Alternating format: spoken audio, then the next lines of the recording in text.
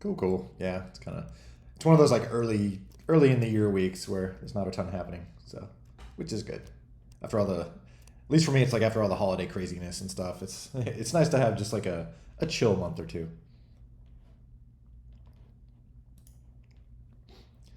So I have been, as I mentioned last time, just kind of working on lots of server stuff. So not always the most exciting things, but uh, so if you've seen like the GitHub being less active than usual in the last week or two, that's because I'm spending all my time on the server side of things and not the client.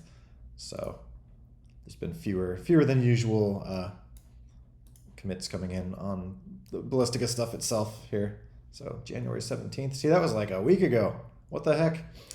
Um, and also, oh my gosh, pull requests. I was seeing people comment on these. I'm so bad about pulling in pull requests. I'm sorry. I'll get to these. Wow, that's a lot.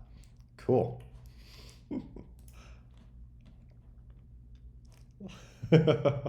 Oh, don't be sad. I mean, well, you can be sad. It's okay to be sad sometime, but I will get them pulled in soon before I do a next release or anything like that.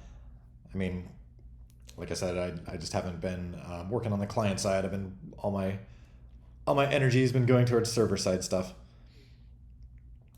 Um, which on that note, I wanted to show that a little bit, just stuff I've been working on.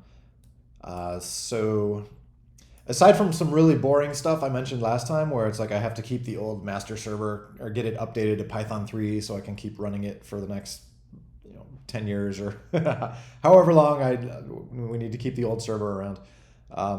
Been doing a lot of that, but also been working on kind of some of the 1.8 stuff. So getting everything ready for like asset packages and the exciting stuff where we're going to be able to like build textures and models and stuff like that, like using cloud tools and then like automatically download them. So been doing a lot of like revamping things to get that ready to go.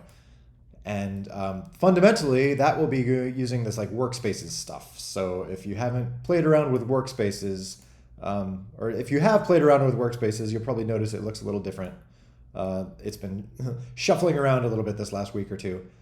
Um, I did a bunch of like plumbing and kind of replaced like the guts of it, and so they should be a lot more kind of fundamentally more clean and powerful and things like that. So then we can start to do like asset builds using workspaces basically. So um, so if you haven't played with the workspaces, like I said, there's some documentation here. So if you just come into your account in Ballistica, go to workspaces, and then yeah, check out workspaces documentation. But if you don't know, workspaces basically just let you like do like modding in the cloud. So it's just a little virtual folder where you can have Python files. And then very soon, well, technically already you'll be able to like throw JPEG files and WAV files and OBJ files, maybe like Blender files at some point. I don't know. We'll figure out how it works. But basically, you'll just kind of throw files up in these little virtual workspaces, and then there'll be ways to create just maps and characters and things that can be downloaded, or Bob files or whatever. So it's I'll do a big demo when that stuff's actually working, but for now you'll just notice things are looking a little different. So it's starting to um, hopefully look a little bit more like a weird little mini IDE in here and stuff. There will be like a section here for if you click on like a JPEG or something, it will let you determine like what kind of texture do you want from this or what texture quality or whatever. So there'll be other stuff coming up, but for right now it's basically this same stuff that was here before, these little like move functions and things. Or if you go in, you can bring up an editor and mess with a Python file. Um,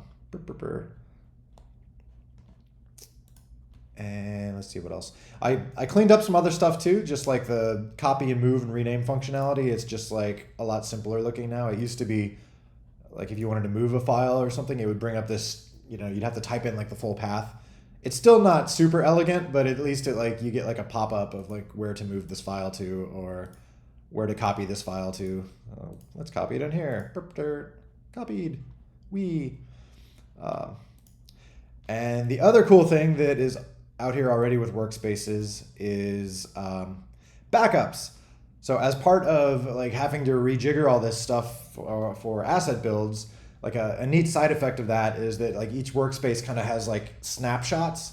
So whenever you save it, it like saves a new snapshot. And so a cool thing you can do with that is then make like a backup system. So I did. So we have a backup system now. So if you're messing around with workspaces, it will periodically just create backups. So you can see here it's been just making random backups of changes I made. 33 seconds ago it made one, 11 hours ago, et cetera, et cetera. So if you come in and you do a bunch of changes on a workspace and you like mess something up, just come into the backup section because your old one is probably here. So like, let's say I wanted to undo that copy that I just did a few seconds ago. I'll just come into here. You can like explore your old workspace, or, oh yeah, you come in here and then just restore this backup. Workspace is not a backup. Okay, I need to fix that bug. Oh, no, live demo fail. All right, I think I know what I broke. I changed something yesterday. But normally, you just press restore this backup, and that will just pop up a new workspace in here. It'll be like, workspace 4 restored. You should always test things before demoing them.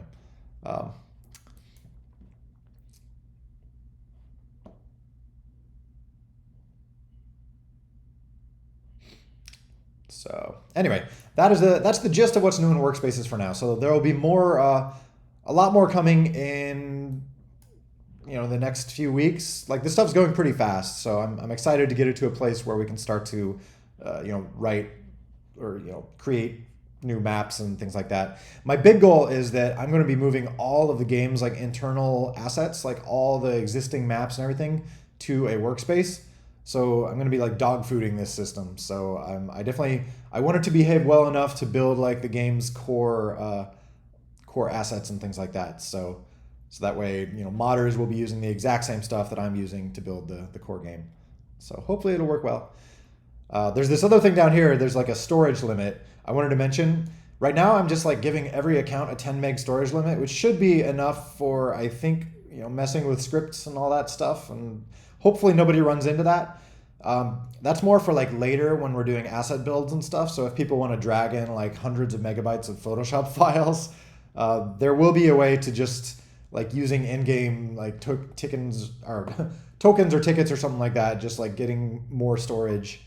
I just need some way to kind of like charge people if they're using like crap tons of storage so that, I don't go bankrupt with cloud server costs.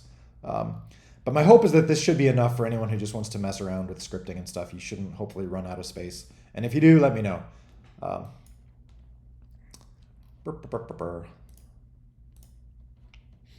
So anyway, that's that on Workspaces.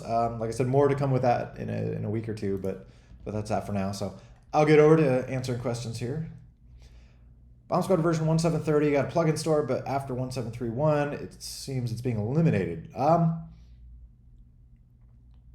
That must be a third-party thing? Like, there's not an official plugin store or anything, so maybe like there's probably someone else you need to ping about that. If there's like I'm not familiar with that at all in terms of like something being eliminated. I know there's several plugin managers out there. In Russia, connection to that. Oh no. Sorry for bad connections. I hope everyone, most of the people's connections are okay.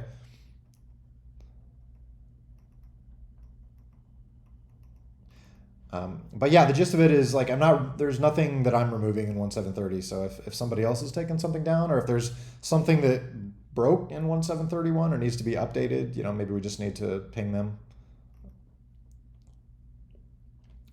But yeah, there's not an official plugin store. Which brings up the question, like, should there be an official plugin store, or should there be an official, like mod repository or something like that? I know this has come up a few times before, and there, several people are, I think, maintaining cool mod repos and plugin repos and things like that. So I kind of feel like maybe I should do a better job of making it easier to get to those. So that's on me. For the storage, Bomb Squad Pro. No, I'm not planning on it being Pro. I'm planning on that just being probably currency based, where it'll be basically. Well, I'm going to be transitioning from tickets to tokens, which is one. I'll be elaborating on that more. It's basically the same thing though. But my plan is to have little like storage packs, which like if you want a year worth of storage, it'll just be like a few tokens or a few tickets. It'll be, I don't plan on making it much, like literally just enough to cover the cloud costs or the cloud server costs. Um, I mean, hopefully, I'm hoping at some point the game's economy will justify just giving people unlimited storage. It'd be like how YouTube works. Like you can upload terabytes of stuff to YouTube and they're cool with it because they make enough money off the stuff. So I don't want to like charge people for storage, but for the time being, just to make sure that the game is not bankrupting me, I'll probably have like a few tickets will get you an extra 10 megs per year or something like that. Um, but yeah, we'll see. I'll have to run the math and see what works there. But like I said, for right now, if you run out of storage, just ping me and I can just hook you up with a free ticket pack or something, or a free storage pack or whatever.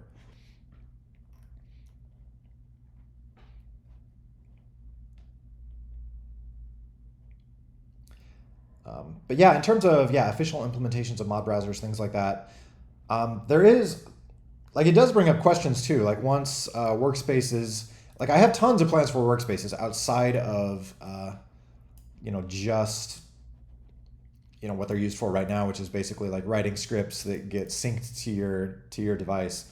This is going to be used for building like assets and maps and all that stuff. Also, I'm going to transition like the language stuff to workspaces so that people can make their own like language workspaces. That'll be another thing. So if you want to like have translations for your mods and allow other people to like submit translations to you and stuff like that, that's something I want to do. I want to replace the old translation system that I have now.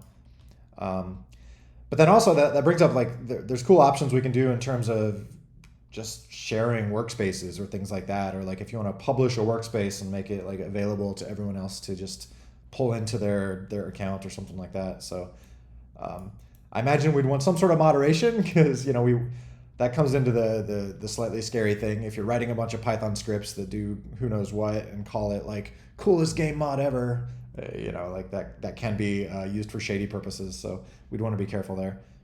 But my thought is maybe we could. There's been another thing on my mind that we've been talking about is getting a set of like moderators. If some people here wanted to, be official in-game moderators or something, maybe you could be in charge of flagging workspaces, like public workspaces, as like safe or worth checking out or something. I don't know, some sort of safety system so it's not like some hacker free for all. And I mean, there's several of you, like a ton of you guys on this server that are very active in the community and stuff. Of course, like want you guys to be the in-game moderators if you wanted to.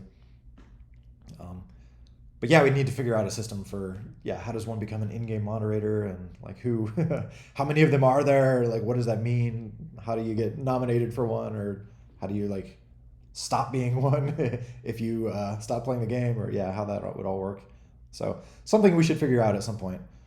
Because it would be good to, I mean, I want the game to be, as we get more to like the squad system, I'd love it to be as like self-moderating as possible, or, I hope people will be able to make their own little like leagues and then they kind of moderate that league themselves or something. So it's like, we don't have to do a lot of moderating other people's stuff, but there still will be cases where they, say someone has a offensive username or something like that. Like some people should have the power to be like, make them change the name, things like that. And I just simply don't have time to do all that myself. Or maybe ChatGPT. We could wire up ChatGPT to be the game moderator for everything. There we go. I called a girl name. Oh. What? So Sock, Mr. Sock, of course. Sock here? Is Sock not? Oh no, where's Sock's not here today?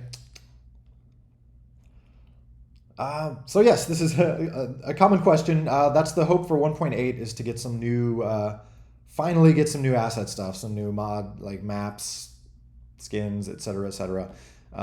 And all this nerdy, dry stuff I'm talking about with workspaces is directly going towards that. So workspaces are going to become a way that you can that I can like build maps and add new stuff to the game, and then other copies of the game will just automatically download it as needed. So it'll be really cool for like if you want to make a new map, we'll just like wire it up through one of these workspaces, and then version 1.8 of the game will just be able to just get that magically.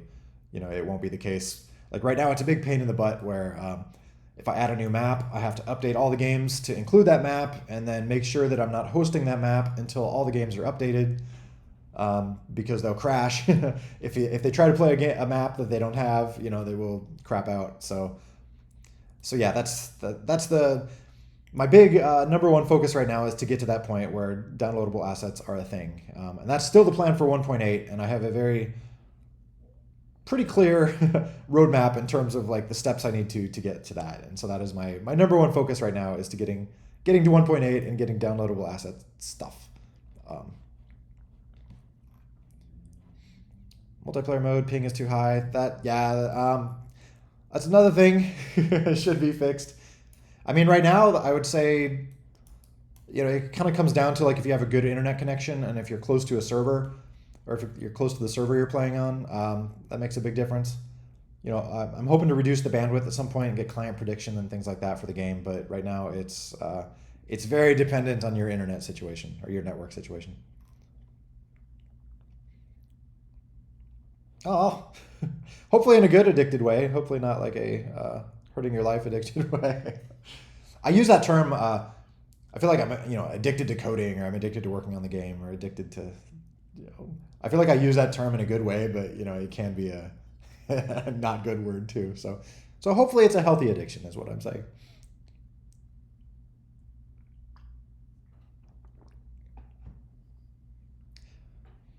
Why is Bomb Squad using UDP ports? I mean, as far as I know, most games are UDP, aren't they? Unless I'm totally out of date. But basically, there's TCP and UDP, and UDP is for like when you want to send off a packet and have it arrive as fast as possible. Like TCP is what like web browsers use and web servers, and like most things on the internet use TCP, where it takes care of, not to get into nerdy details, but it takes care of like retransmitting things and guaranteeing that all the data gets through, which means it can retransmit stuff and like wait a minute, and there's a lot of like variability there. Whereas like UDP, it's basically just like sending a chunk of data and hoping it arrives on the other end. And that's usually what games want to use, because with games, it's like it's important that data gets there as fast as possible. And so then the game has to kind of manage like resending packets if they need to be resent, or if they get lost, or this and that. So that's why games use UDP. So Bomb Squad is, just like any other game, in that it wants to minimize lag. It doesn't always do the best job, but that's why it uses UDP, is just to try to minimize the time it takes to send game data to the other end.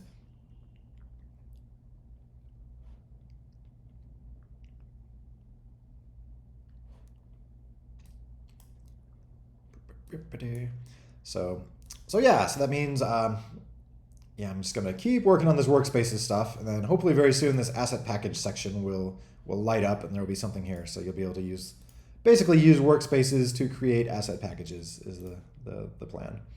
Hopefully it won't be too. I want to make it as simple as possible. I don't want this stuff to be hard to do. It'll be largely just come into a workspace, upload a file here, like a JPEG file, and then there'll be like options on it, like what you want your texture to be named and stuff like that.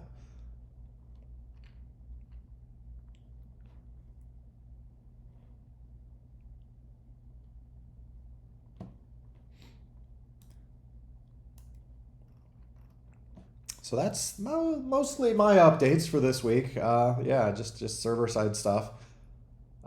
Working towards 1.8.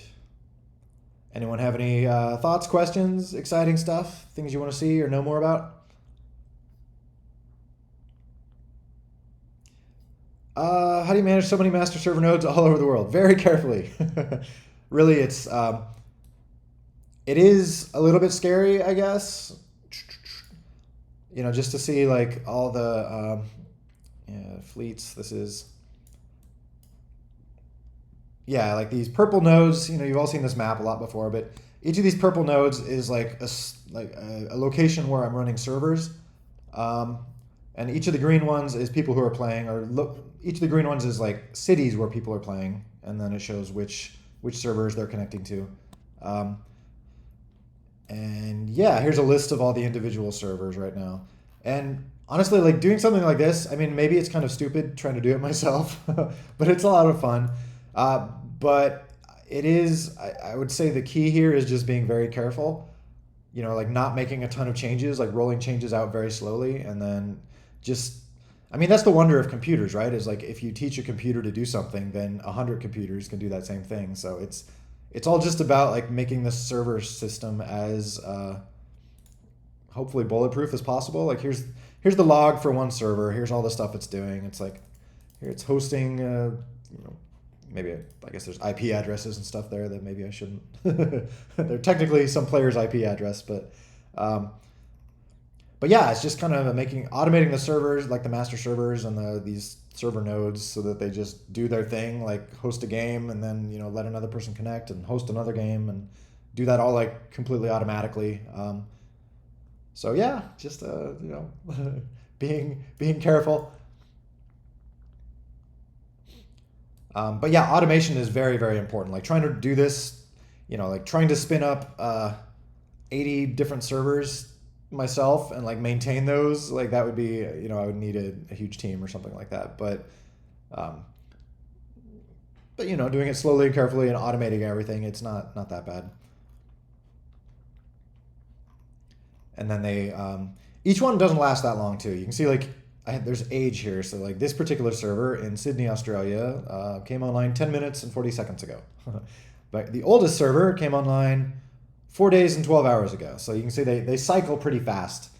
I do that to so I can basically like spin up a new server and have it grab all the latest security fixes and stuff like that. So I don't want to have a bunch of servers that are running like outdated, vulnerable versions of Linux and stuff like that. So things turn over pretty fast. A server will usually be around for maybe a day or two. And this is all running on like Amazon AWS, so it's just wherever they support server locations. Which reminds me, like I'm a little not annoyed, but I'm sad they haven't announced any new local zone openings. Like here's their map of like where they're adding all these local zones, which is basically new areas you can run servers from. And there's been like I really want to add one here because there's a ton of players in like South America, and bringing this spot online would be super cool. It would give them like lower ping, like everyone in this region. But I've been waiting forever for this green dot to turn purple. This one too, but I think there's already a server over here. I think we have decent coverage in like Europe. Unfortunately, not too much in like Russia and China area, sadly, but maybe at some point. Yeah, I could still use more through Asia, but yeah, they haven't, like none of these green dots have turned purple in a while, so I'm sad. I want more purple.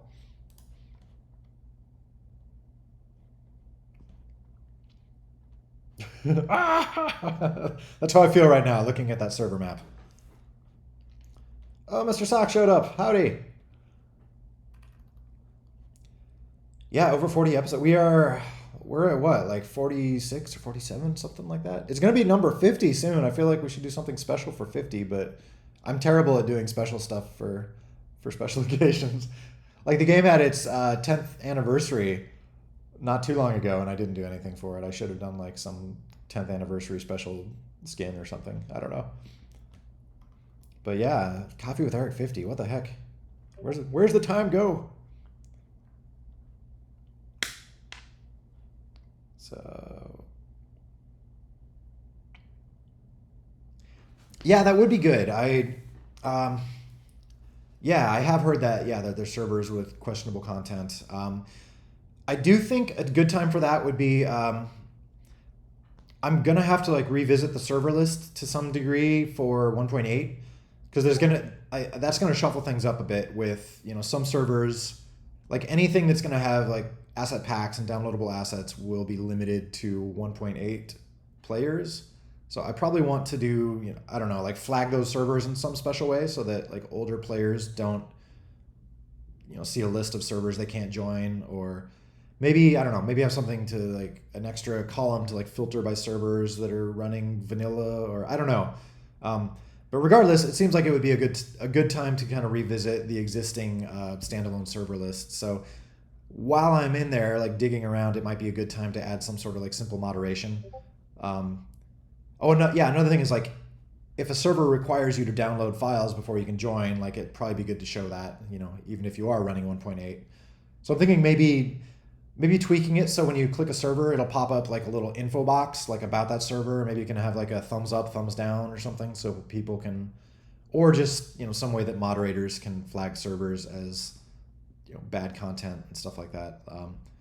But yeah, don't let me forget, like as things are coming together for 1.8, like we should have some way to kind of moderate that a little bit. I think that would be good. Oh yeah, I do think this is a good idea, like a rating system for asset packages, or yeah, just something. I do want like the best stuff to float to the top because there's people that do really good stuff, and there's also people that mess around, and that's okay, and just like make crappy stuff to play with their friends. Not crappy, but I remember making like Doom 2 mods back in the day where I just like just scribble on stuff and have fun. But yeah, it would be great to be able to kind of focus on, or like the people that do really polished, really awesome mods, like have them get good attention for that. So yeah, I'd love some sort of rating system, or maybe that could tie in with moderators too. Like maybe moderators could flag things that they feel are good. It's hard to know like how much to lean on community moderation, just giving everyone like a thumbs up, thumbs down button they could press for servers or something like that, because unfortunately the bad thing is that stuff can get political and people can like do little campaigns to get everyone to review bomb stuff or vice versa. So it's like that even happens with the biggest things. You see movies where they have there's like some political undertone, and so some group is ticked about the movie and they get millions of people to give it a 1-star rating and stuff like that. So it's a little bit scary, like relying on the just raw crowdsourcing stuff. Makes you wonder if the better idea is come up with some sort of like moderator system where there's a smallish number of people that have a little bit of power to like steer everyone to good stuff or something. So something to think about. Maybe we should just like dedicate a coffee with Eric sometime to just like discussing governance, stuff like this. Like what is a good way to run a system like that?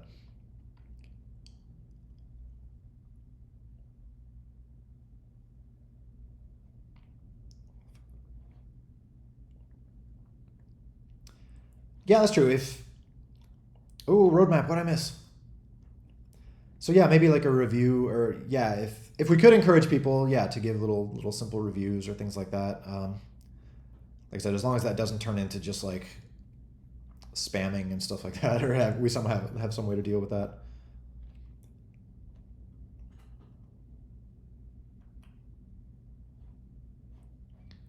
Friend list? I do plan on having a friend list, or something. I mean, that's the fundamental goal with like the squad system, which will be coming out in 1.8 to 1.9, like that era, is making it as easy as possible to invite a few people to your group and play friends, or invite a few friends to your squad and then play against other random people. So anything that makes that as easy as possible will be good, including like friend systems or just like recent people you've recently played with. Here's a list, like invite them or whatever. But yeah, maybe explicit friend systems or whatever. Or also, I mean, other games do good with just like little codes, like 4-letter codes that you can send to people. Like, hey, use this code to join my group. You can just send it to them on Messenger or something. So, or all of the above. Or inviting through Discord. I mean, my goal is I want that to be as open as possible. Like squads, like make it as easy as possible to get people together into a squad, and then from there they can, do fun stuff. So Fortnite squad UI. Okay, yeah, I should just steal good ideas from things like Fortnite too. So that I should dive into there and look around a bit.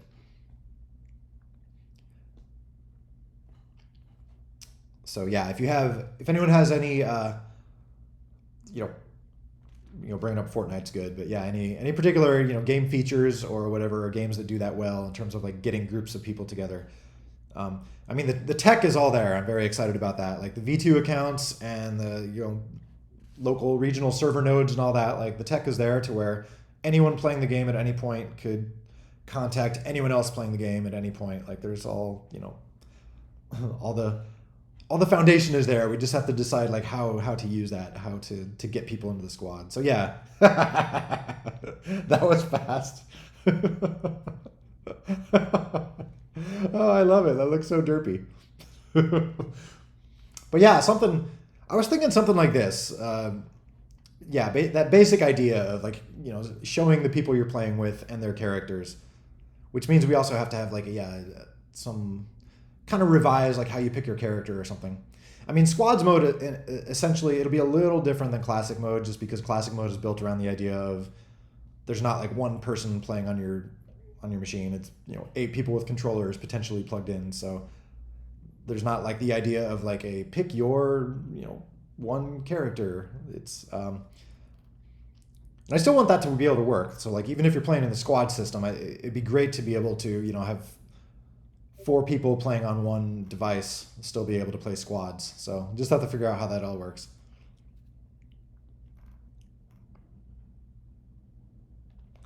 So yeah, that's true. I'm sticking to that, or I don't want it to look like a typical crap. I don't want it to look like a crappy mobile game, or not even crappy. I mean, there's like mobile games have a certain look, even the good ones like Clash Royale. Like that was the last one I really got sucked into. It's been a while, but they still they have that mobile game feel or look or whatever. So I don't want this to necessarily. I mean, it can have hints of that, but I don't know. I feel like the thing about that UI, that like mobile game look that annoys me slightly is that like every mobile game has it. It's like they all use the same kind of font and it's like you can't tell like was this made by the Clash people?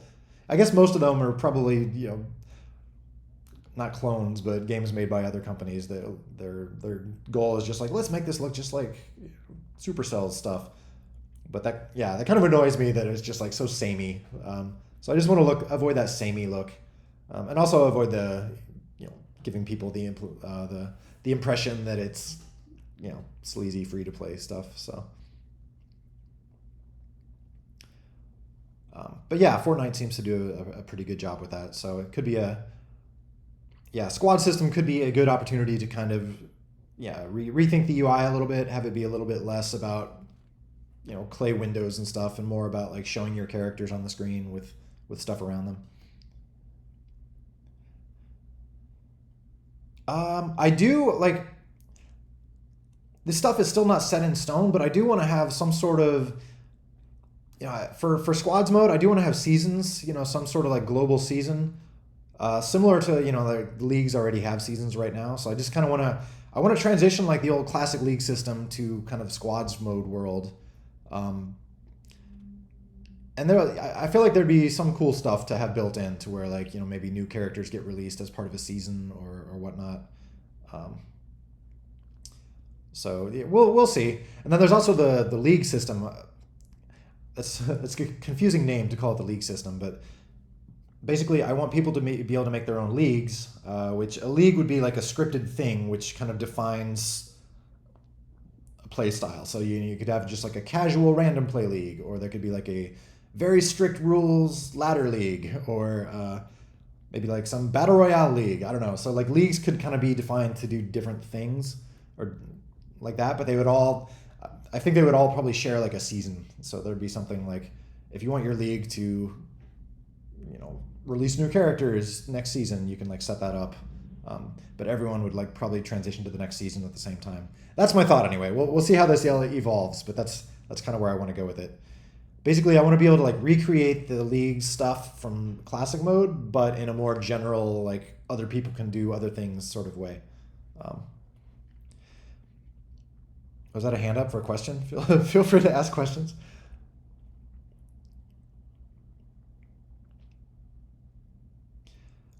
But yeah, I don't plan to ever transition away from like the clay style for Bomb Squad. Like I feel like the fundamental style for the game is it's still that like handmade, kind of crappy blocks on a table, handmade, very kind of casual look.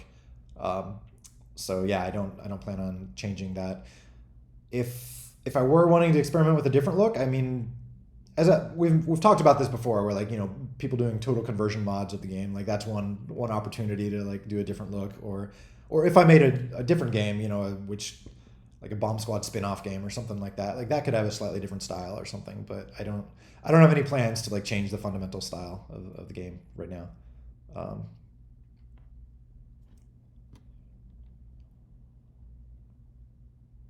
Friendless League with new Friendless gets wiped every time. What?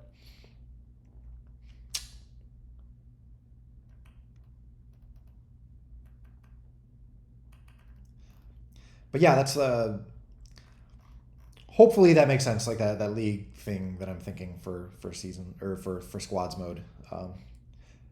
That of course that's dependent on one of the major building blocks I still have to write, which is the sandbox system. Which the sandbox system will let me run arbitrary Python code, hopefully safely, so people can just, you know, make whatever in their workspaces, and you'll be able to like at some point you'll be able to flag a workspace as that's this other thing that is not really in use yet. You see is Workspace 4. These are all they have a type. So right now workspaces are untyped, which just means like this is a random collection of files. Do with it what you want. You know, it doesn't. There's no particular like API or purpose for it or anything like that. But at some point you'll be able to flag a workspace as like this is an asset workspace or this is a league workspace, and that'll give it like different functionality. So for like a league workspace, it would just be scripts defining like how your league works, and then there might be a button like deploy this league, and then people can join your league, stuff like that. Or for the asset workspace, there'll probably be like a publish asset. You know, like when you're after you're done iterating on your assets, you can like test them in the game locally, and then you'll be like, okay, this is good, publish this, and then people will be able to just, you know, use that in their own servers and stuff. So that's what this type stuff will be. It's not there yet, but it's coming soon.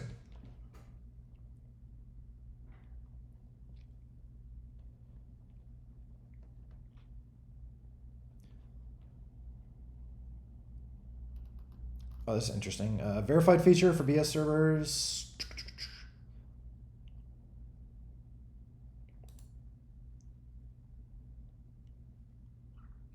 That could be. Yeah, I mean that could be good. Some sort of way to like verify your server, or I mean we could. You mentioned like a time limit there. Like I do have that data right now. I could be like this server has been running for 3 years or something. I would just need to make sure it might just be based on the name and stuff. I would want to make sure that someone isn't able to like hijack that, like start a server with the same name, and then suddenly they have the 3 year badge. um, but that idea in general of just like being able to like verify your server, like that does sound good. That could be another thing like moderators could do. You know, maybe like assign people some sort of like verification key or something. Like if you embed that into your server, then it assumes that you are who you say you are, or you know, something like that, or like or yeah, or just like a seal of quality thing, even or something. You know, maybe we could have moderators. You know, you could just like hand out, like I said, little badges that people could install on their server code. And then maybe like only hand them out to servers that you feel are appropriate and fun, or stuff like that, or you know, ones that like work out of the box.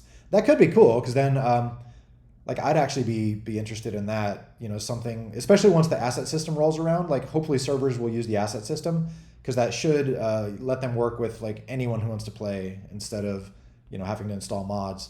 So we could have some sort of like seal of quality thing that, you know, is supposed to be reserved for servers that work out of the box and with the asset system, and like I said, don't have Nazis on them and stuff like that. Uh,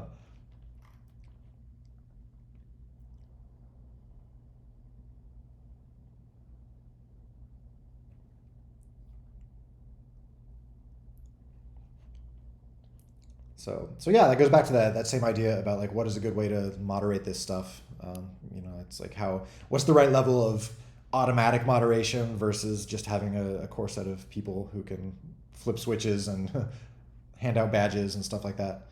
Um,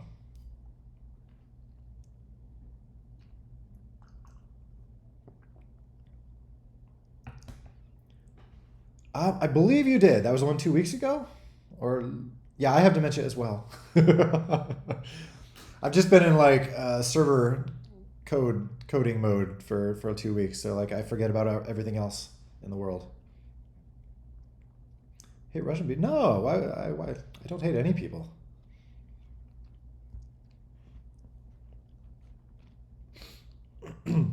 No, the game. Yeah, the game has a good following in Russia. I think I was showing stats the other week, and yeah, Russia's in the top three. I think 3 or 4 download, or 3 or 4 for like the top countries where people play. Um, so yeah, there's been a ton of cool players from there and stuff. I mean, it's a bummer the political landscape and all that. You know, things happen. Can't officially like sell the game there, I guess, or I don't know how that all works, but yeah, it's like at the end of the day, we're all players. We're all just wanting to have fun and.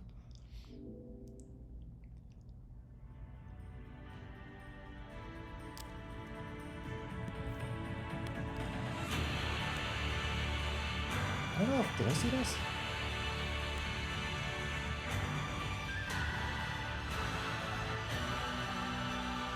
Very dramatic.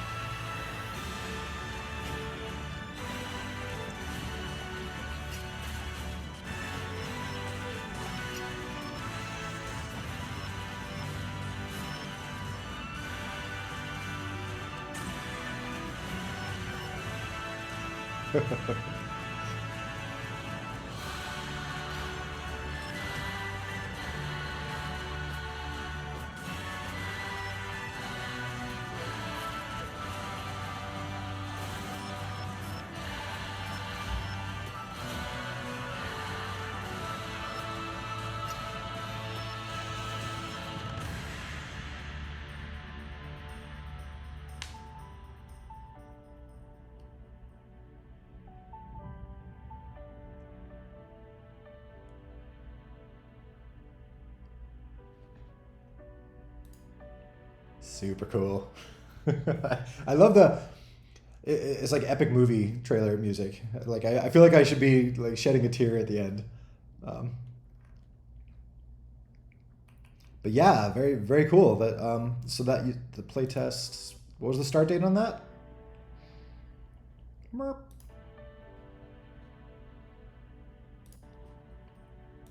So so yeah, how's that been going?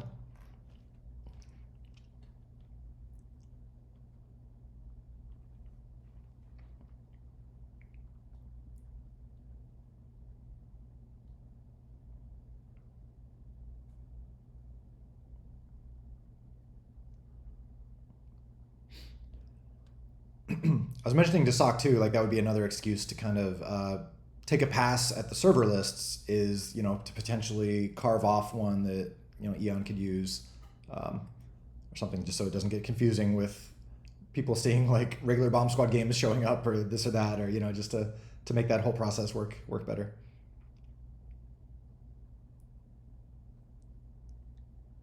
Oh, very cool.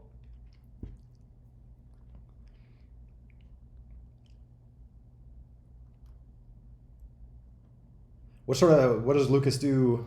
Is he a professional composer?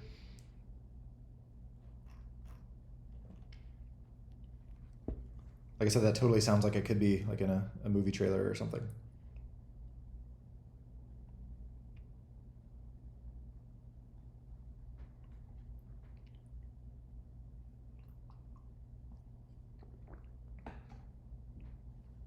Very cool. Yeah, that was good music.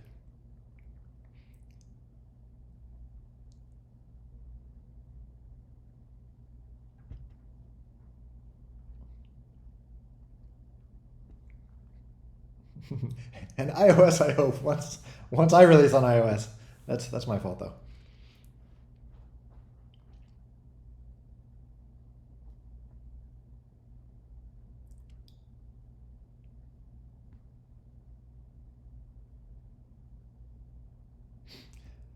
Okay, a few good questions here. Can we add extra buttons in game for Bomb Squad, like buttons to do some action? I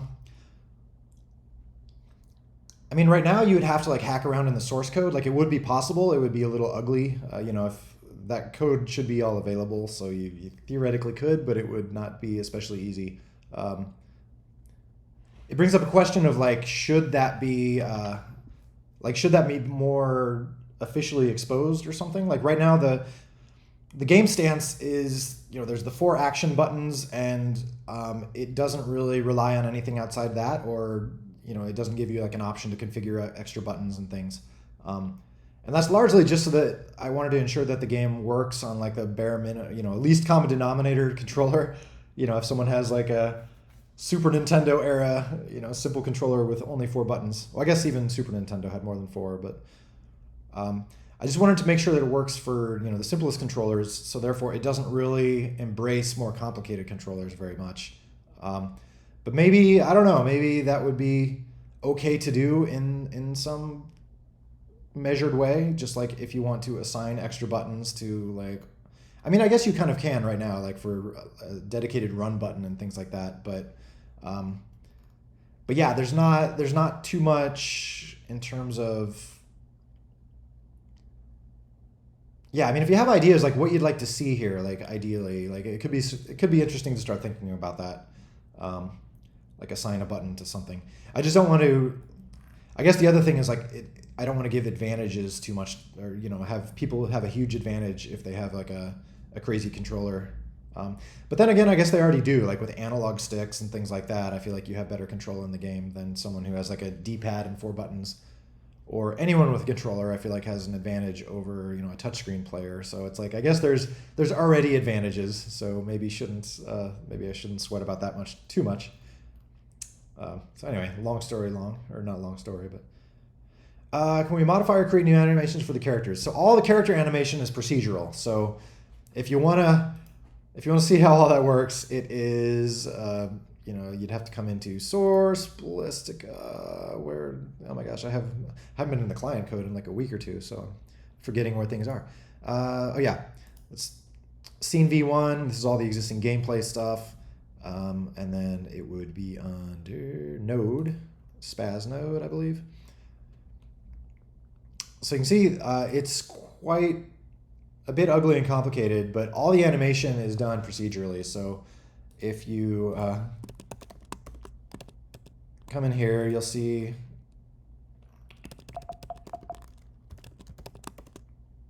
there's lots of this random stuff where sines and cosines and basically like setting spring points on the ends of his hand, like in a circle based on like some sines and cosines, and that gets running motion. So it's all it's very mathy. You can certainly come in and play with that. Like this code is all public. You could come in and, I don't know, have some emote functionality or something like that just, I guess that's already there, like the wave your hand around. But you could kind of spin off that and do something different with it, like add some other animations of some sort, like a put both hands up in the air, or a, I don't know, are you not entertained kind of, I don't know, something would be fun. But it's not traditional animation like you would do, on a character rig in Blender or something like that. It's like I said, it's mathy. Someone could probably make like a Blender rig that would translate to like C++ code to make the Bomb Squad character like follow that motion, sort of. Like that would be interesting. That would be a bit of work though. I would, not to go down that rabbit hole too much, but I'd love to play with that, where it's something where you could like plug in a JSON file or something that just has like defined positions for like, this is where his hands go at 0.2 seconds, and this is where his head is looking at 0.3 seconds. Just, it'd be fun to like make it possible to, like somewhat animate with the physics, by just plugging in values or something. Like that'd be cool. But that's not in there at the moment. But if anyone wants to experiment or like make a system like that, like please feel free. Maybe we could plug that in. Okay, last question. Modify properties of eyes. Again, eyes are all in this big, giant, scary monolithic file. So I would like also, I'm hoping for squads mode or scene v2 or something to make this all like driven by JSON data or something, so we can plug in different values. But you'll see there's a set number of, there's like the base appearances, which kind of determine their eyes and things like that. So somewhere in here, there's like different sets of eyes and like how how broad their shoulders are, like slight little different things that like adjusts the physics of the characters very slightly. If you poke around long enough, you'll find it. There's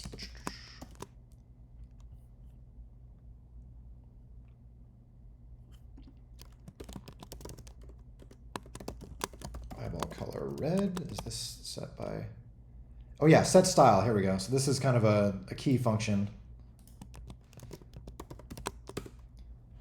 If you come into spaznode.cc, if you look at set style, right now there's a set number of styles. Like I said, like you've probably seen this because you set this at the node level. So it's like there's Ninja, Kronk, Frosty, Santa, Pirate, Frosty, blah blah blah, and each of these styles basically just like sets some of these values. So like eyeball colors, shoulder offsets, whether or not they have eyelids, stuff like that. But it would be super cool to just be able to kind of plug in new sets of values here, like arbitrary values, and come up with whatever.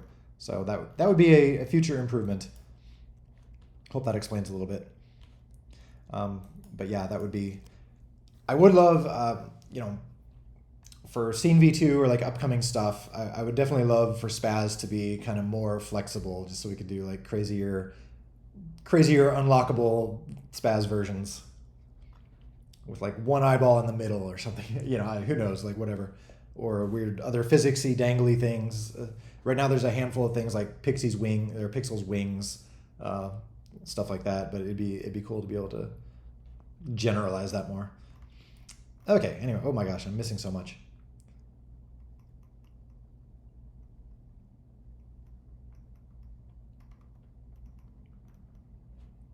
On a random note, like emotes, I'm wondering like, if we do have this base limit of a D-pad and 4 buttons, like would there be a way to do emotes, like a control scheme, like if you hold, I don't know, can you guys think of anything that would be work well for emotes, like press 2 buttons at once, or I mean we could do a dedicated emote button or something, but then again that adds complexity for people with controllers. You have to like configure your emote button. But maybe that's okay. Maybe at this point we should just like embrace more than 4 buttons. Like that's another thing to think about. I mean, on PCs, of course, we can have any key on the keyboard. I'm just trying to think like, the standard game controller type situation. What do other games use? I feel like I'm somewhat out of the loop on playing console games. Like, is there a standard for like emotes in games, or does every game have its own thing?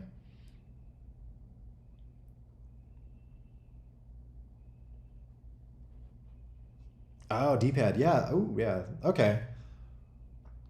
Interesting. So that could work. We just need to like, because there's still a handful of controllers out there that only have a D-pad, and they should still. But then again, maybe I shouldn't worry about backwards compatibility stuff. Maybe those players just can't emote.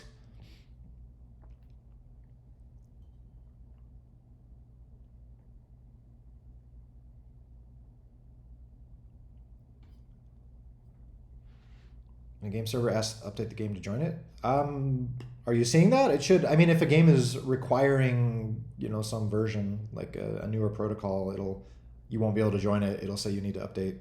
So that can happen.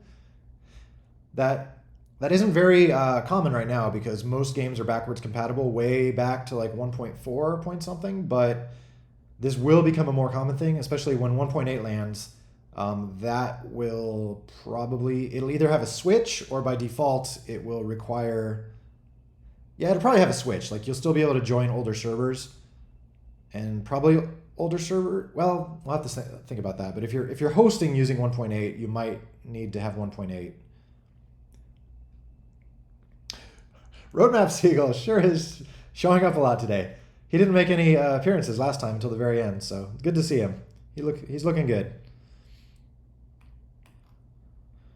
Uh, oh, is that's the yeah PS5.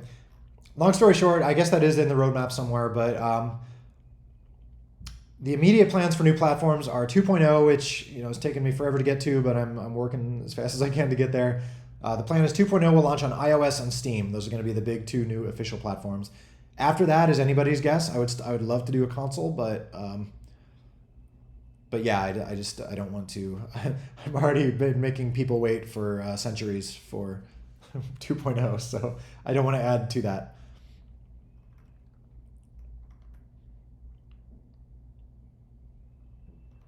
But yeah, I do want to get emotes in there for squads mode.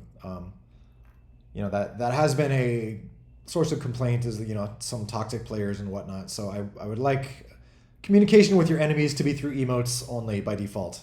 Uh, if you want to talk to your squad members, you'll be able to chat with them. But I feel like at least by default, people you're playing against should not be able to do chat communication.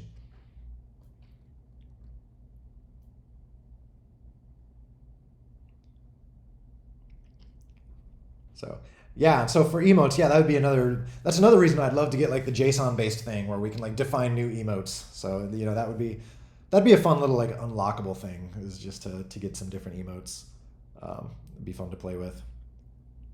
I'd like that to be like anything else where like people could mod their own and like make their own emotes just for fun. But then like there would be like official ones where you could just unlock them in the store or something, or like officially sanctioned ones. Obviously, I feel like that's not something that this kind of goes along with everything with like user made textures, user made characters, user made maps is like my philosophy is I think it'd be great for people to be able to make that stuff and share it with their friends and all that.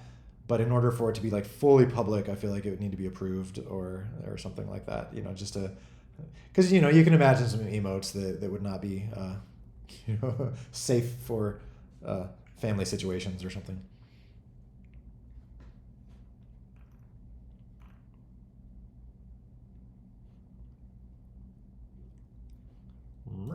What is this? It's a grow dance. A what? You do a rain dance when you want rain, so you do a grow dance when you want something to grow. Do a rain dance when you want rain, so you do a grow dance when you want something to grow. The internet is weird. What is billboard on Spaz? Image node can't. So yeah, Spaz just has like his little billboard is just one of those little things above him that shows like power up icons and things like that. I think probably in the future that will probably not be part of Spaz. That'll probably be like a generic thing that you could just attach to Spaz or attach to anything else. Like it's kind of silly that it's part of Spaz, but it is what it is for now. But I kind of feel like life meters and billboards and all the stuff, like anything you want to show above Spaz, that should be like extra pieces. So I think probably for like scene V2, it'll probably be like an extra piece. Yeah.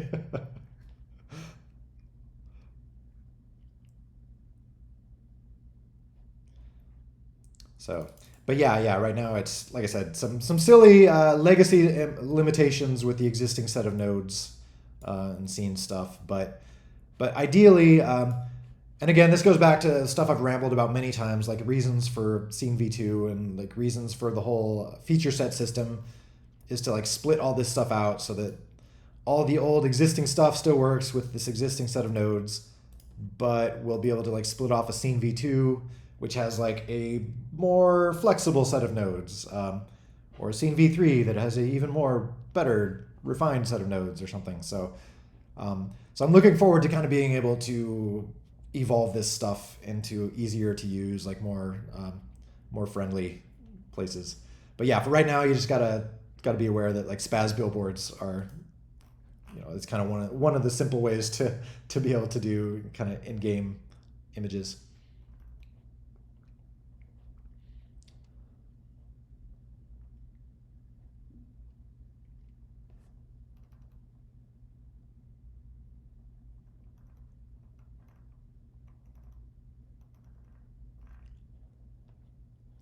Oh, that's cool animation.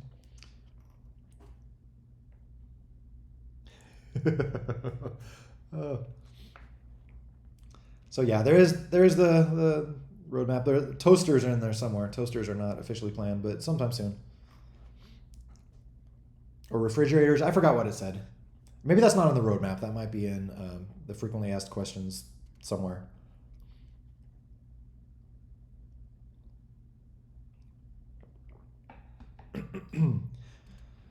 But yeah, for the immediate moment, yeah, my focus is all on.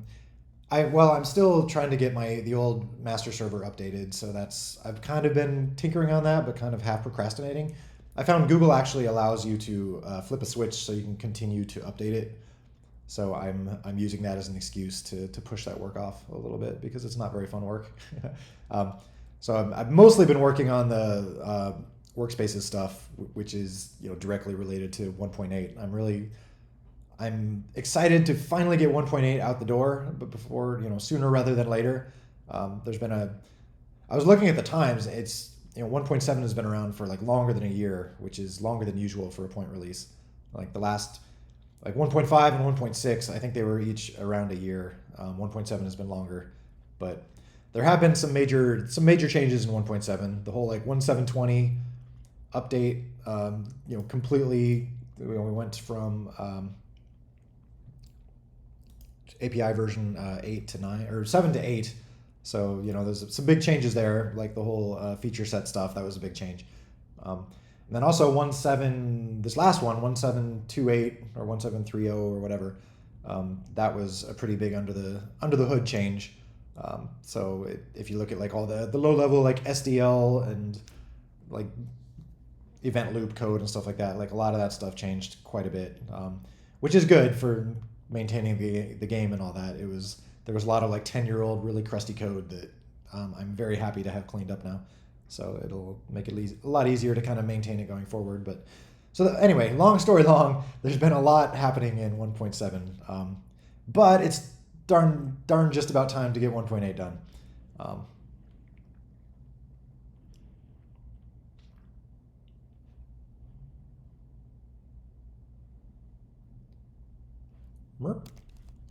What is this?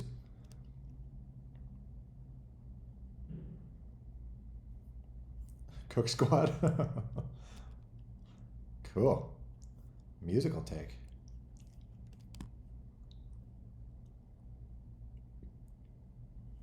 Very cool. Yeah, we have to. I feel a little bad. We haven't done like any.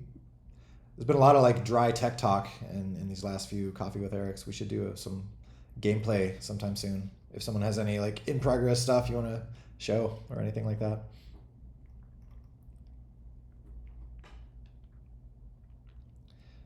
I totally geek out on all this tech side of stuff. Like I love just you know building these little workspace systems and things like that. But sometimes at the end of the day, I don't want to forget it's actually just about like gameplay and fun and stuff like that too. So I know not everyone is excited as I am about. Oh, I made mouse over glow. This is not very like modern web style, but I just love it. Little kind of neon glow when you mouse over stuff. So gotta have fun.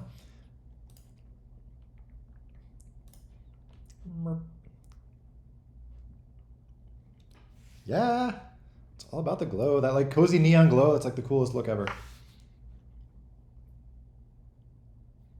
Oh, thank you.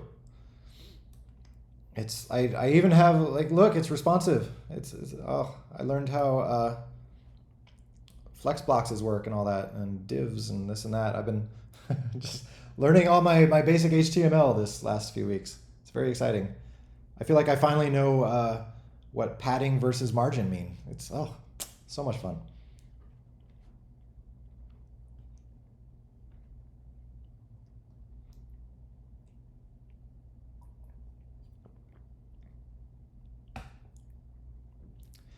Yeah, I'm down to play if anyone wants to play.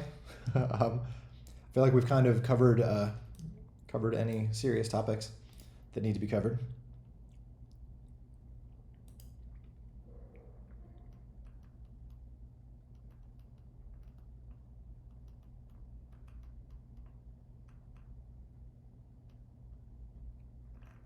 Well, if someone wants to host, just holler. I will hop in.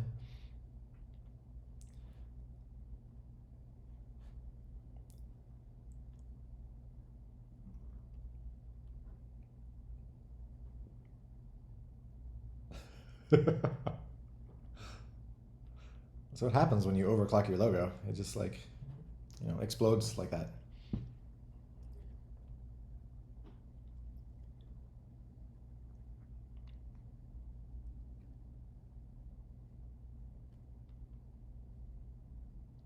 Sure. I'm down if you all are.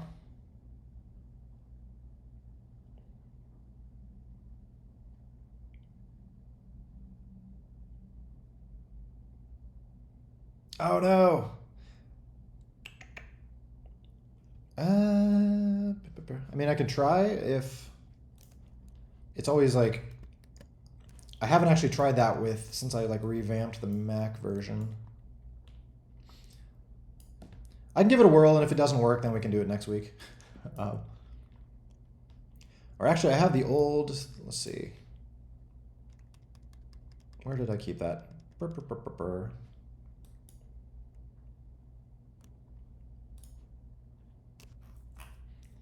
I guess I can just try duplicating default one and. Or maybe a test build would be good.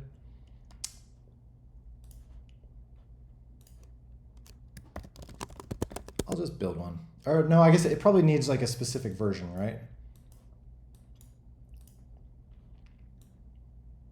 See, that's why I'm working on this asset pack stuff, so we don't have to like, this is not the most user-friendly thing to get mods up and running. If you need specific versions of the game matched with specific mod data and stuff. So it must be easier. That's on me.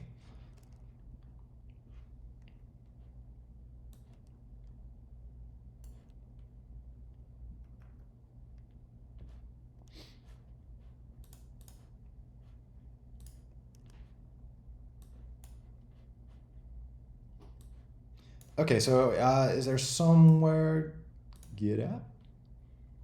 Oh no, that's Game Jolt. Whoops. Yeah, what's the easiest way for me to get this, or how does?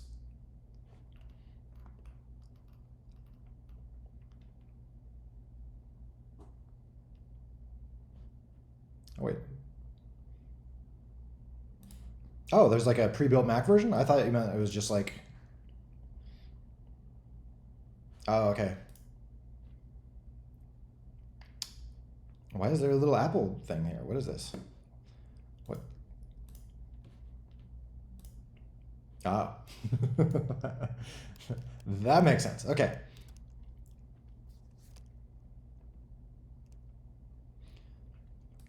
So it does let you download on Apple. It just gives you the. Huh. Okay. Anyway, do you know what version that was? 1.7. I can just grab a test build and Frankenstein it. 1.7. What? Okay.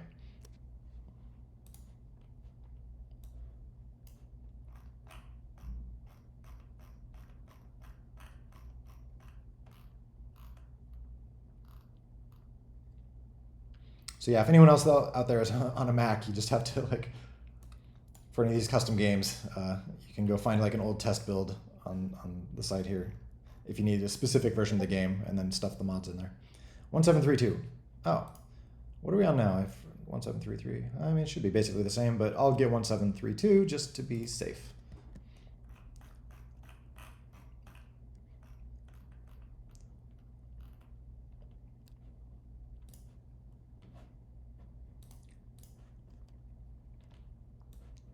Right, and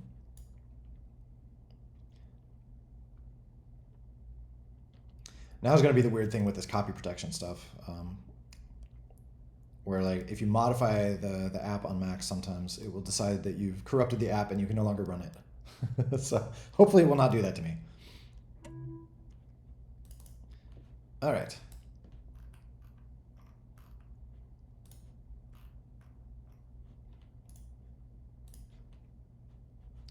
Maybe I should launch it first and then modify it. Okay, there's Vanilla Bomb Squad. Now I open it up, go to contents, resources, and replace data.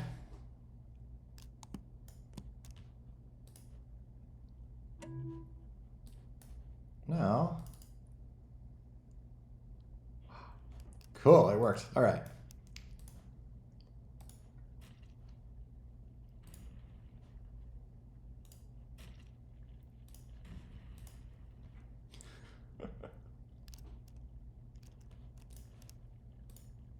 Clean up my mess I made.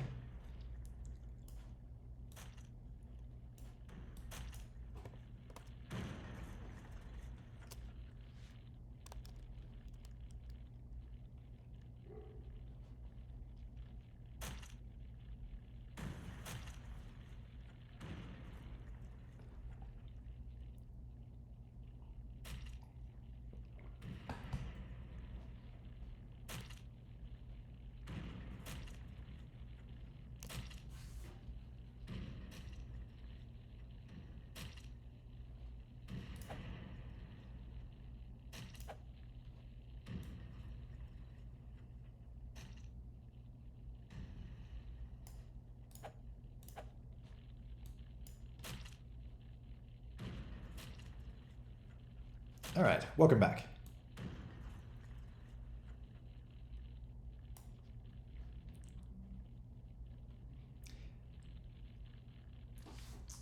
Actually, maybe I will grab a controller of some sort.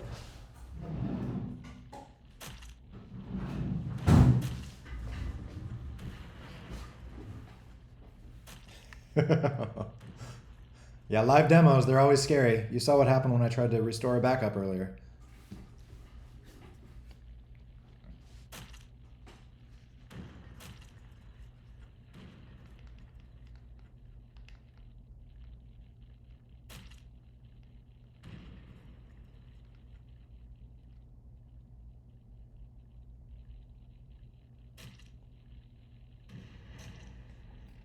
In the meantime, I will drink some more coffee.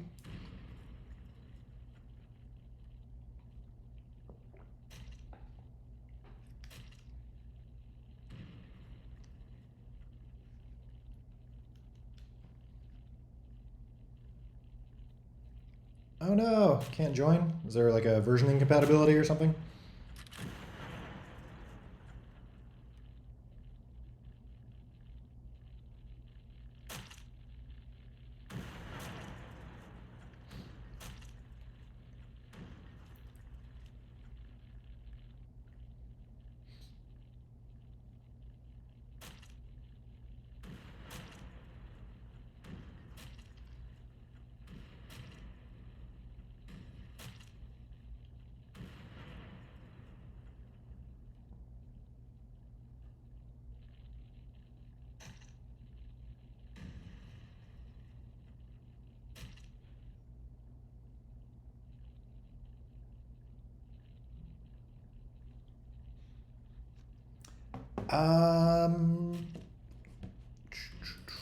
Let me see. Do I have?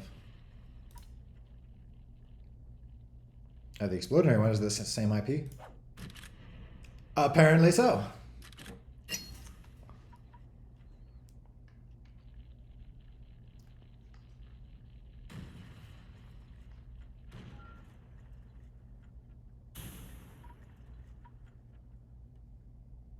Cool. Co-op. Okay, cool.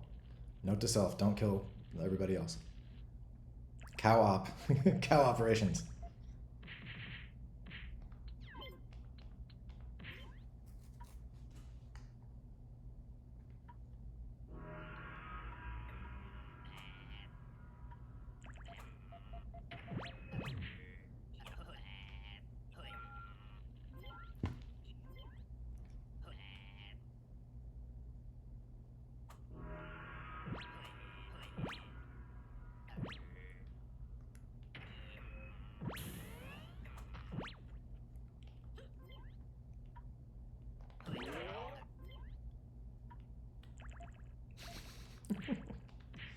What's going on?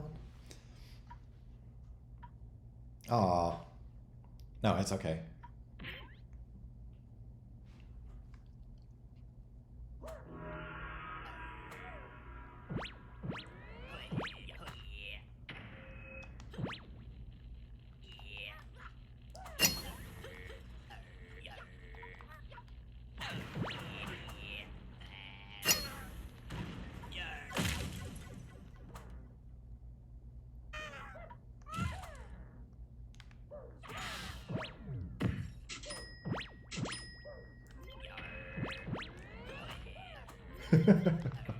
Wonder Bomb. Oh, I still love that black hole. That's so cool looking. Oh no!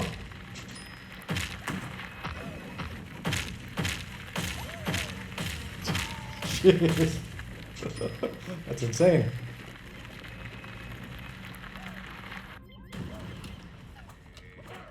Oh wow.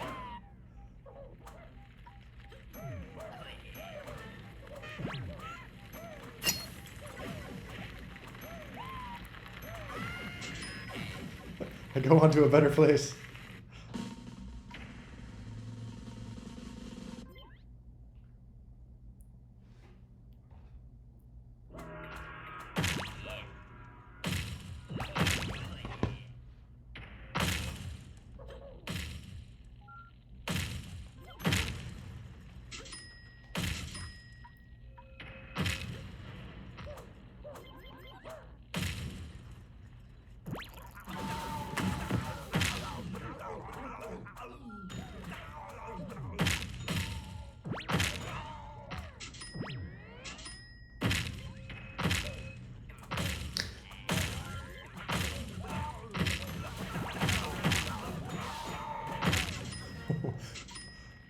Just random falling corpses, you know.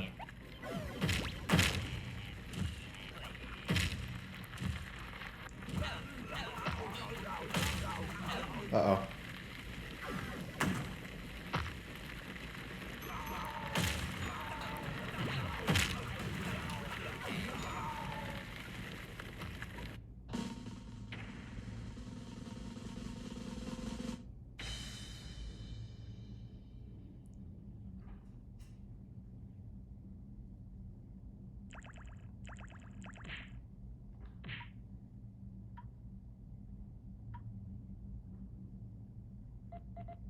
Okay.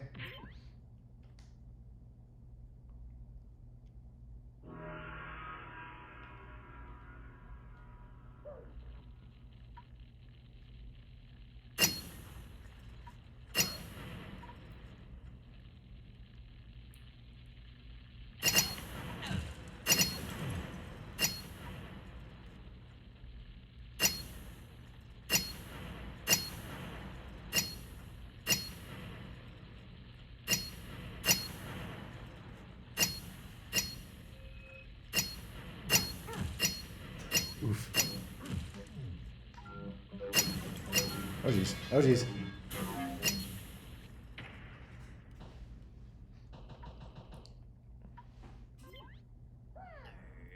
Yay, I won.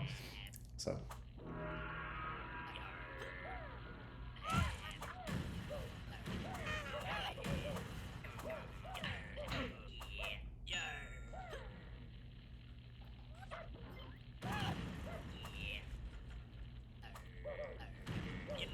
I'm realizing, is there...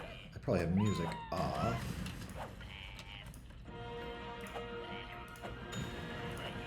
Oops. And I'm dead, but there's music now. I'm always flipping music off just when I'm like, testing throughout the week or whatever, just to keep things tranquil. Ah.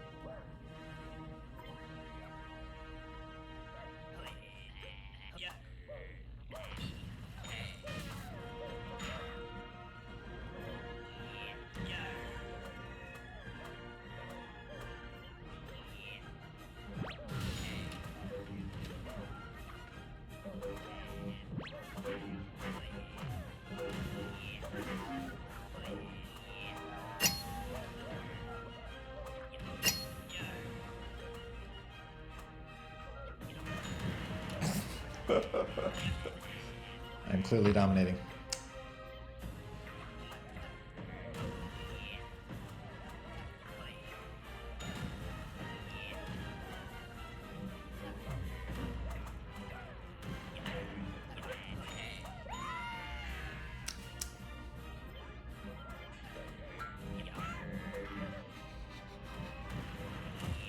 Oh, poor falling penguin.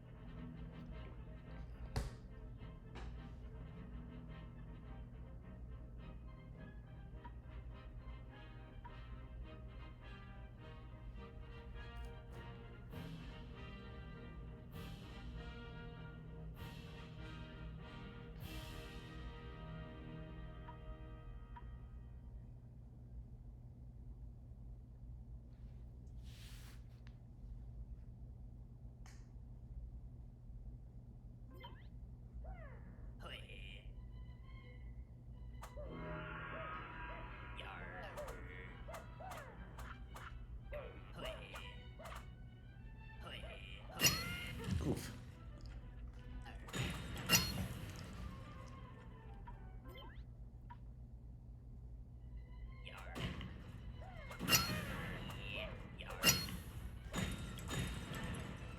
Dang.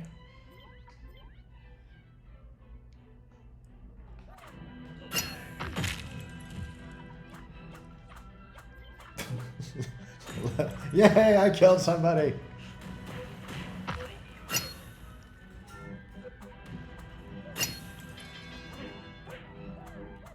All right. I got 1 kill, so I'm improving.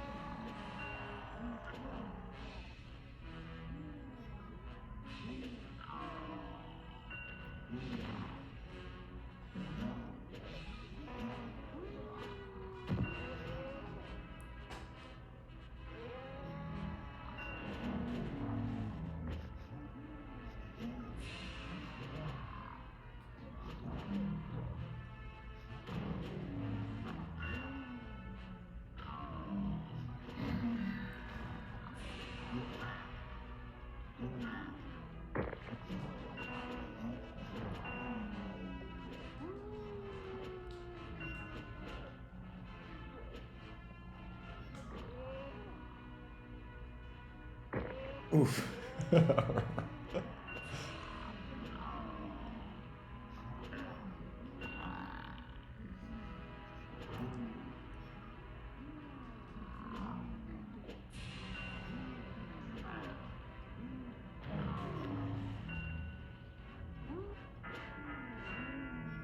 Yes, I got to 2. This is a new record.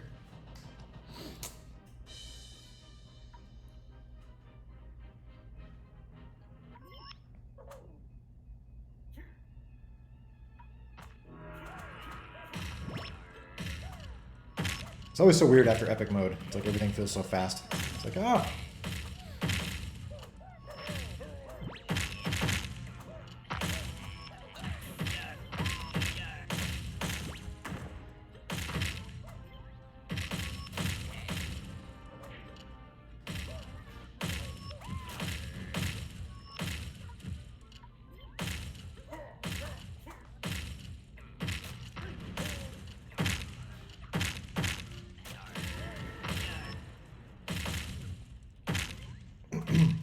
Yeah, I know.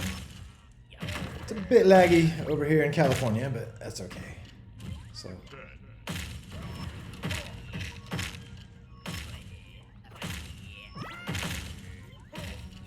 It's actually consistently laggy, which I'm happy about. Like, I feel like the worst is when there's like lag spikes, but for me it feels like a consistent delay, which is at least you can kind of adjust for. Not that I'm adjusting very well.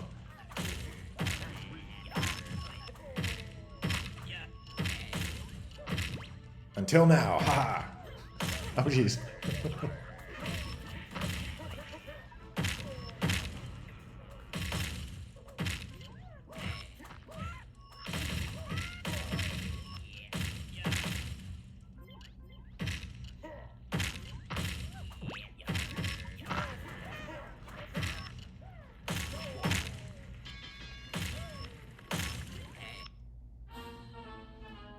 Did I win? Ah, so close.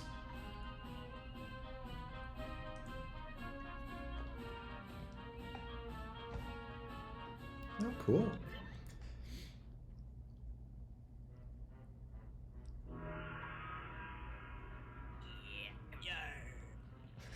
Okay.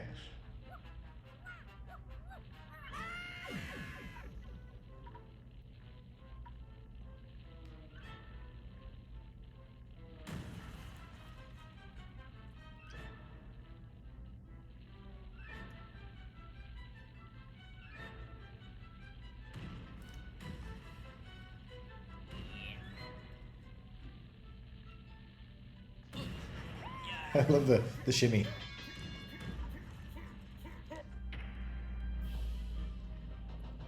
That should be like a game mechanic, like you get more points for like shaking it.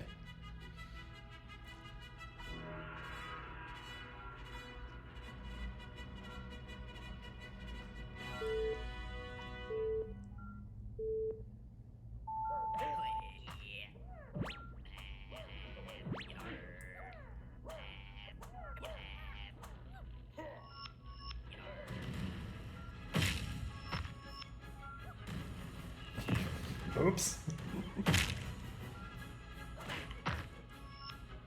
Scary big minds.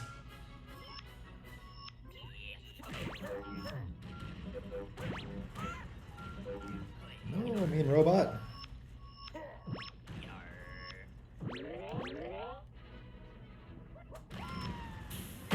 Dang it.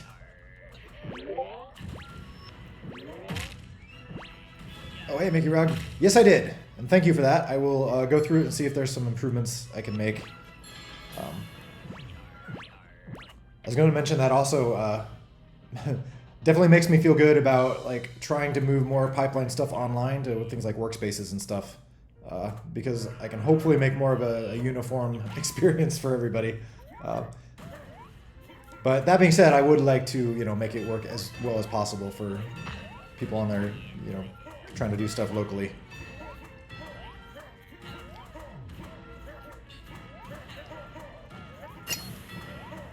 So yeah, so thank you for the feedback on that stuff. Ah.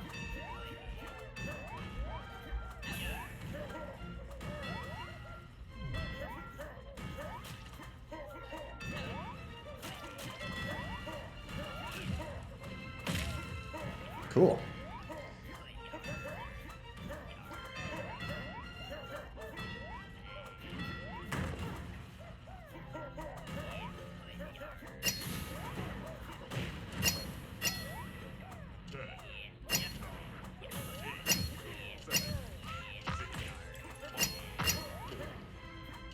I was talking and like not paying attention to the game, and then like 2/3 of the way I realized, oh, this is target practice.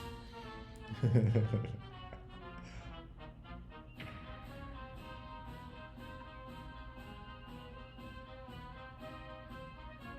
was going to take gift cards. Yes, get them at your nearby like large department store right next to the Fortnite ones.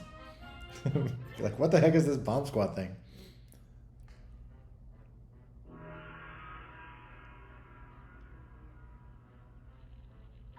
That's right after the plushies. Plushies must come first.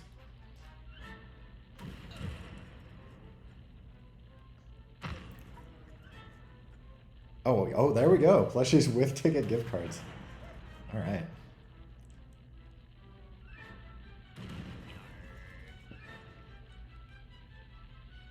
This is cool.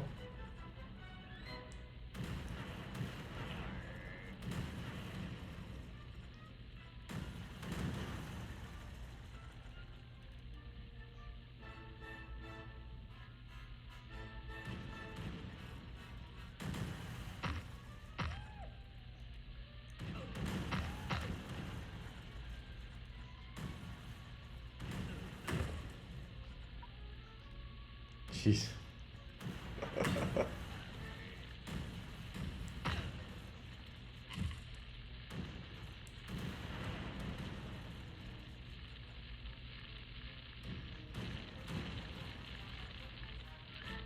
Oh my gosh.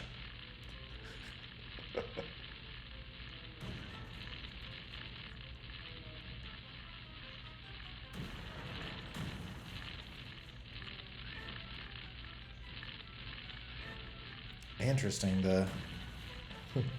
Somebody's like geeking out. Like, I'm noticing the sound system is playing all the spark sounds, but at some point it stops playing the explosion sounds. It has to like pick one or the other for whatever reason. The spark ones win.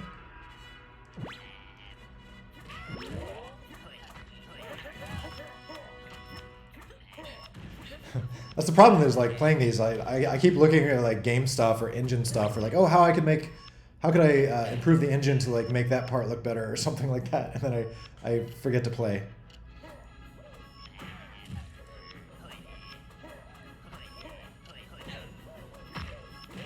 So I'm not making excuses for why I'm doing terrible, but you know. Oh my gosh.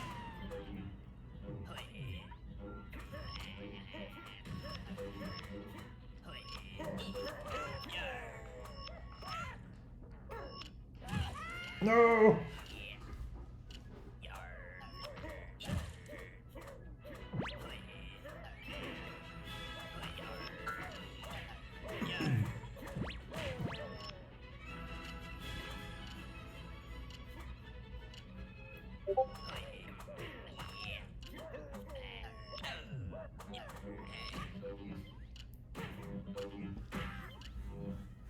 The culling method. New, remove oldest, remove quietest, etc. Yeah, that could be good. Or I wonder like a priority or something. I wonder if that would make sense. Like in that last situation where you're hearing all the spark sounds but no explosions. Like I'd wonder what would have fixed that. Like setting something like, you know, footsteps or sparks or something like that to have like a really low priority. To me, that would seem to make sense. So then I'd rather hear the explosions go off. Or yeah, remove quietest or something maybe. That could have worked too.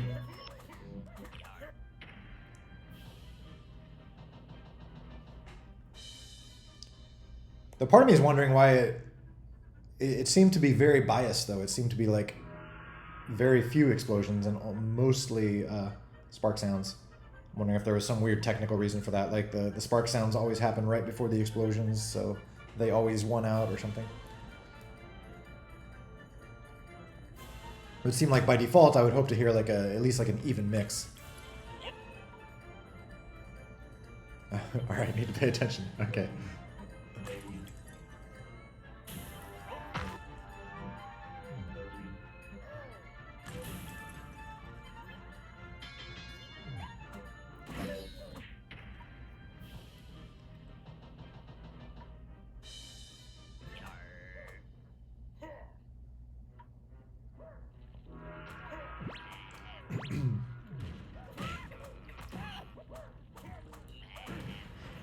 Yeah, that's true. Once the sound is playing, it does occupy. But yeah, we could. I mean, we can technically stop it or like keep track of how many you're playing and just try to, yeah, and do whatever. Like whatever logic would make the most sense.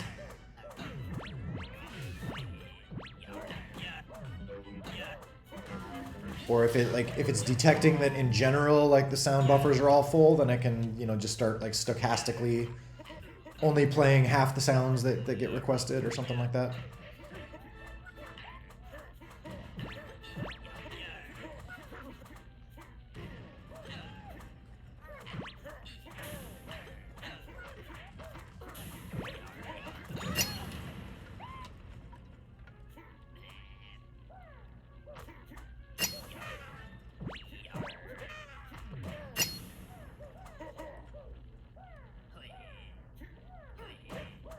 Oh, that's cool. You're like a sound group.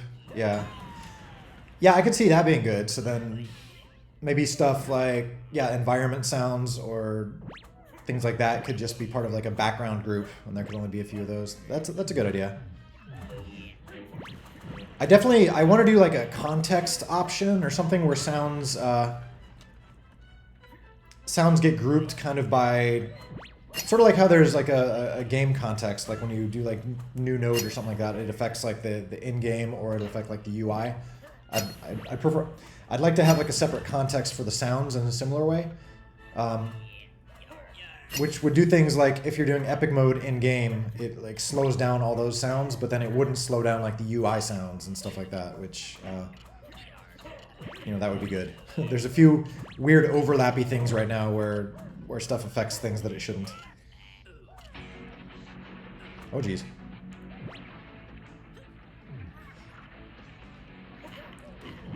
I love the little metal-y music.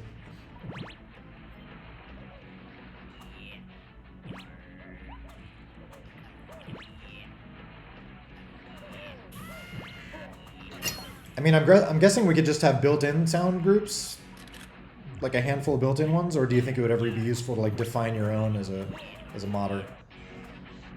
My thought would be to just like group them into like background sounds, action sounds, UI sounds. I don't know.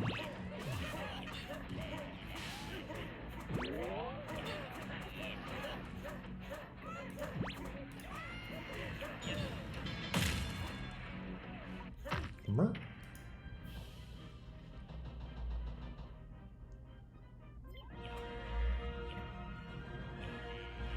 Yeesh.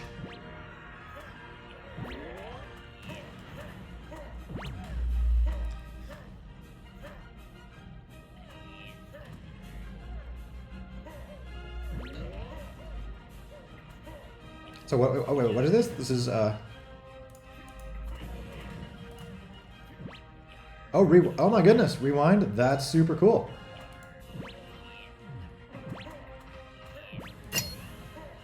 Yeah, that's awesome.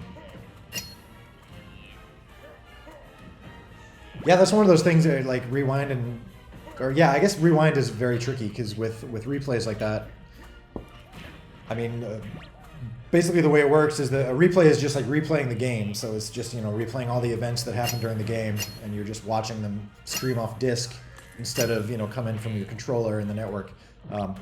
So the tricky part is to rewind. You basically have to like reset the game, and it's not like something where you can just like tell it to like, oh hey, look at the frame before, because like there is no frame before. You have to like go back to the beginning or some point and then step forward, or like save some states or something. So it's definitely kind of a tricky problem to do. So it's very cool if you're making progress on that. It'd be super cool if we get replays to the point where there's just like, a standard video play bar or something, where it's just like play, pause, fast forward, rewind, or, something like that.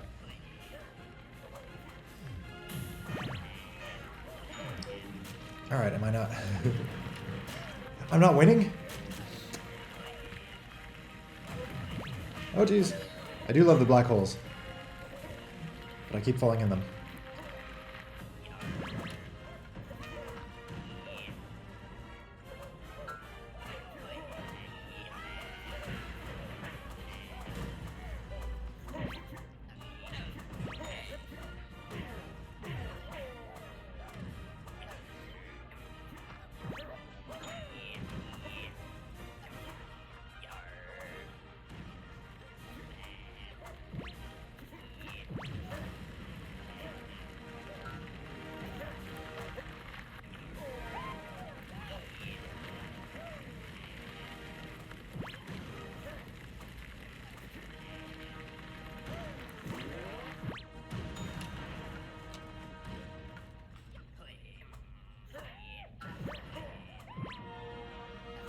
Alright, I've gotten my few kills. I'm happy.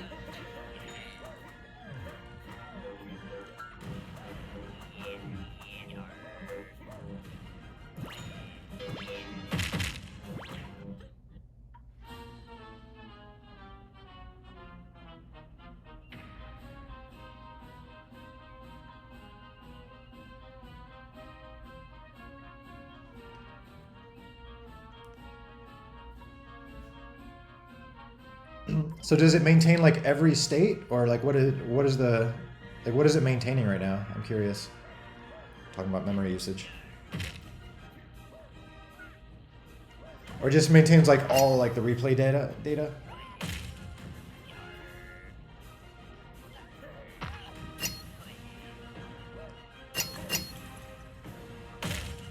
Oh, okay. Yeah, would it just be a matter of like figuring out a good number there? I mean, maybe 50 is a good number, or I guess that's one thing is, or having that maybe based on time, because there could be a lot of messages coming through. You know, like if a ton of stuff happens at one particular time, there could be like 200 like scene events or something. But there's like the scene step event that comes through, which basically says like increment the time value. So maybe it would make sense to like save every second or something. Just a thought. Ah.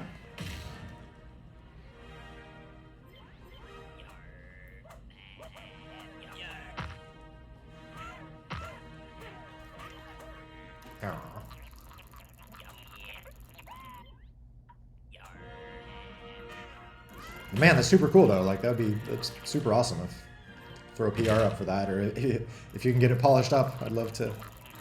That's definitely been something people have been asking about for a long time.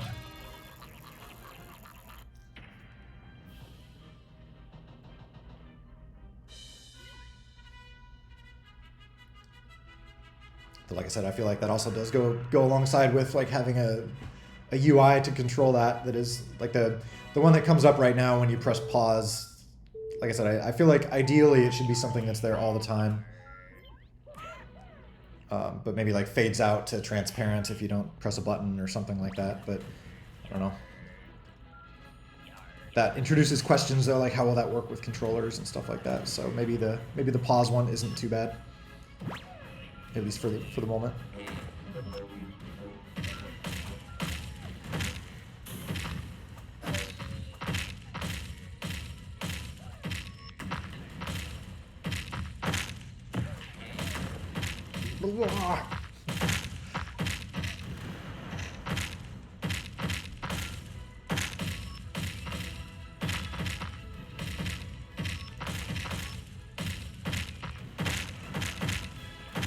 Oh, dang it.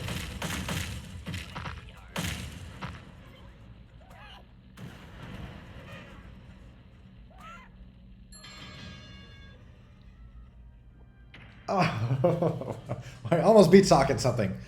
Oh,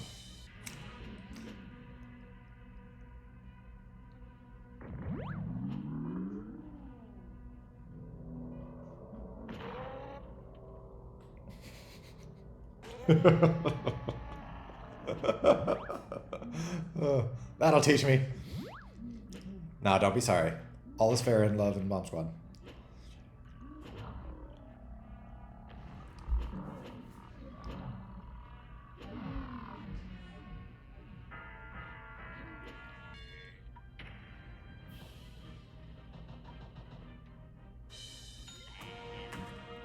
What?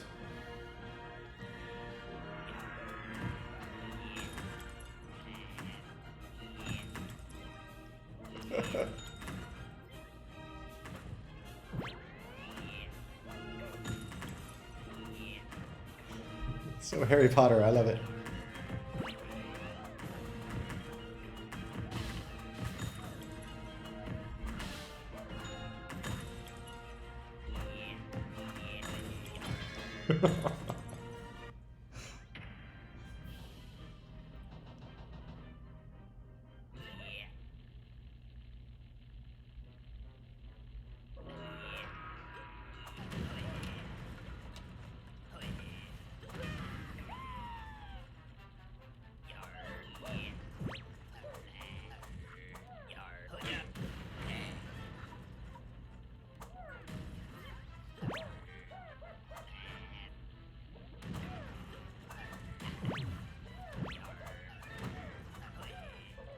I am terrible at throwing bombs in low gravity.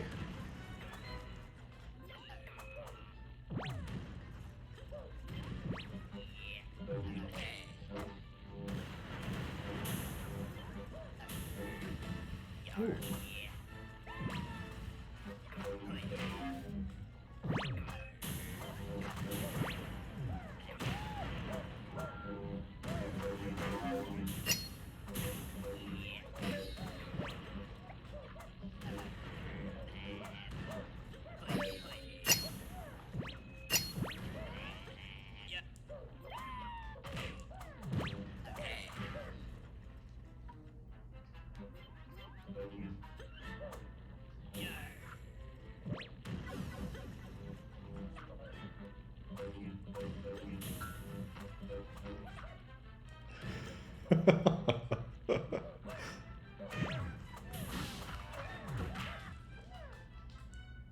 Oh.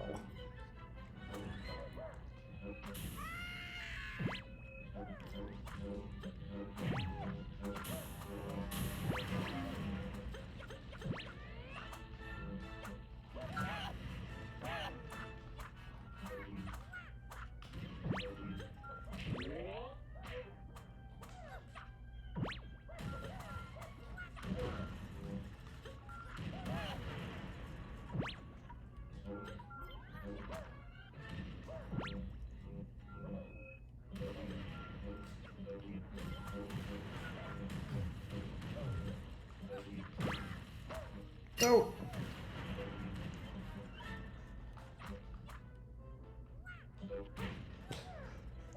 Oh no, no, what have I done?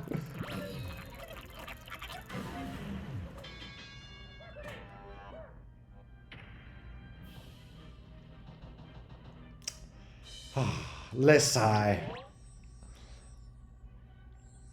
Almost achieved greatness.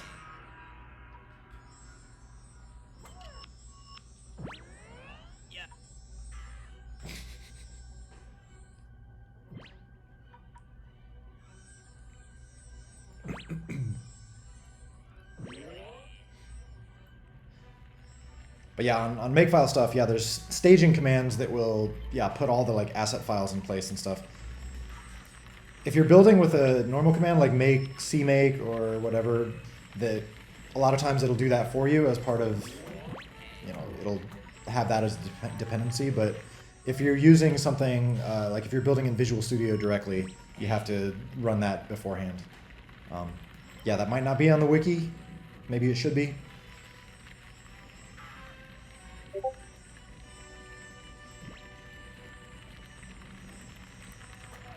Well, again, though, it depends. Like, if you're using, like, make cmake, you don't have to worry about that. It's only if you're like, running the build directly in Visual Studio, or, like, in my case, in Xcode or something like that, then, yeah, you need all that stuff to be in place. But, yeah, we should mention that on the wiki. If anyone wants to add that, I can add it, or if anyone else wants to, feel free. Okay. Because, yeah, in cases where, like, all the building is going through the make file, so where you're just running, like, make cmake, or there's some, like, I think there's makefile commands that attempt to run the Visual Studio build for you. Like, so those will automatically do the staging part. It's just in cases, like, where you're, you know, like I said, when you're opening Visual Studio yourself and running the build, then you need to make sure to do the staging beforehand. Or if you make any changes to, like, scripts or assets, then you need to run staging again to, like, rebuild all that stuff. But yeah, that probably would be good to mention that on the... It's tricky, like it'd be good to mention it on the wiki, but in cases where people are using make cmake, they don't technically need to know it, so it's one of those things where like, where should we mention it? There's probably a good place for it. It's that balance of like making sure people know what they need to know, but then not telling them a bunch of stuff they don't need to know. But sometimes they need to know that.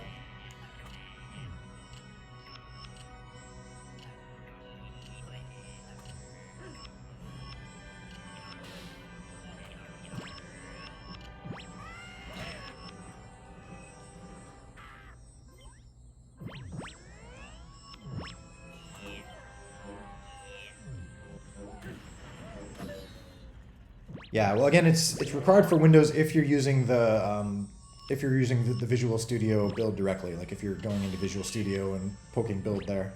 But there should be, I don't know if they work or not, but there should be like make Windows make Windows. Like there might be some make command that attempts to run Visual Studio for you. I'm not sure if that is still working or if that works for you or anything, because you won't need it for that.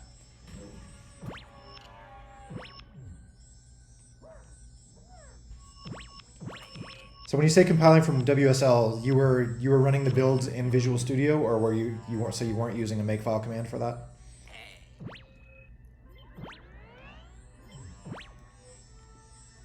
Okay, but yeah, we should get that cleared up on the wiki. In general, yeah. Again, thanks for the feedback on the problems you ran into, and anyone else, if you're running into problems and it seems like there's something you figure it out and it seems like the wiki should have mentioned it, like please feel free to add that to the wiki. You know, it's kind of an experiment doing the wiki thing, but my hope is that, you know, if people are running into bumps that need to be smoothed over, if nothing else, just mention the bump you ran into. You know, I can either smooth over the bump or at least it'll give other people a warning.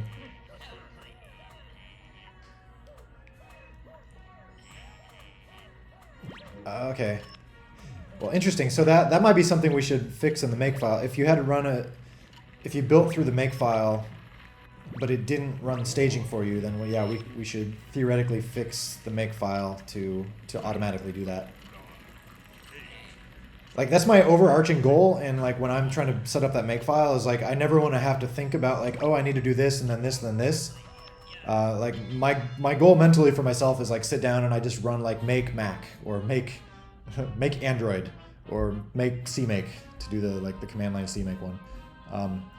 And then those makefile targets should automatically do the things that they need in most cases. So if they're not doing that, then we should fix the makefile. That's kind of the overall point I'm making, I guess. There's a few exceptions to that. Like there's like make update, which actually updates the project, and that one is sometimes you have to run that explicitly. But I think the docs explain why.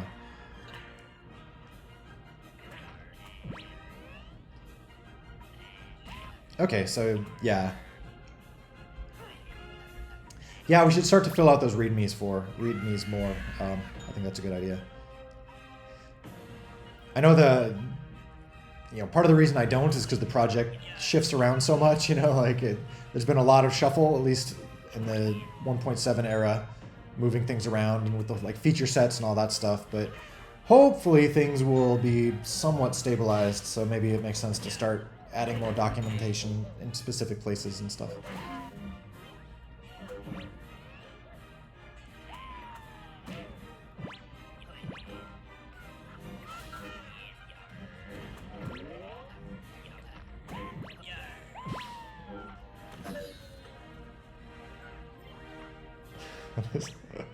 Low grav kills me. Not that I'm the best at throwing bombs, but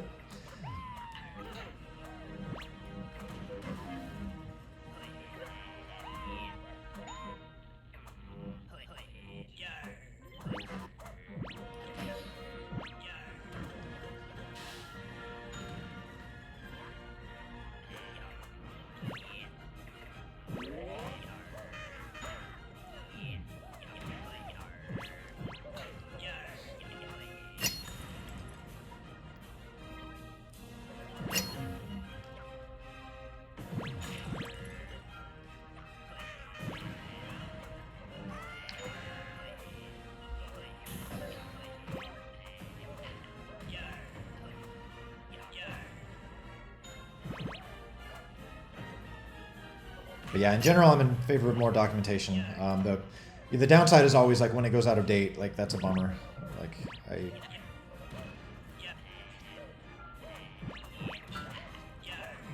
feel like, you know, even when I was at Pixar, that was always, you know, a problem. Is like there'd be documentation for stuff, but it was like a few shows old or a few years old or something like that. So it was never quite clear, like, should I read this or should I go talk to somebody who's, you know, knows the newer version or something.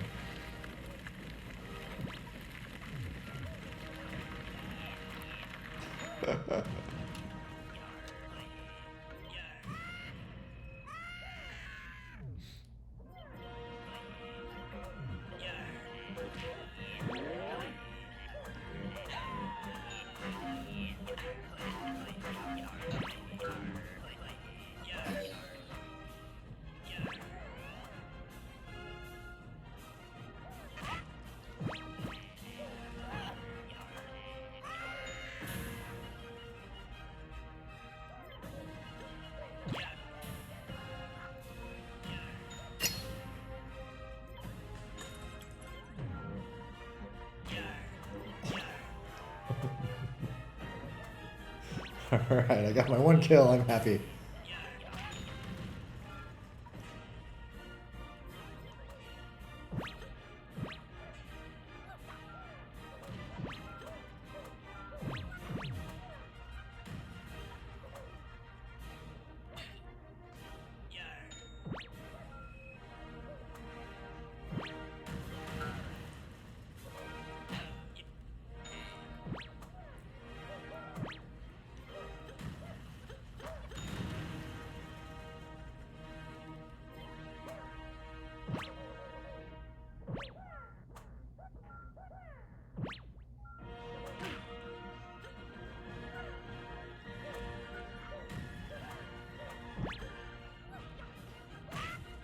No.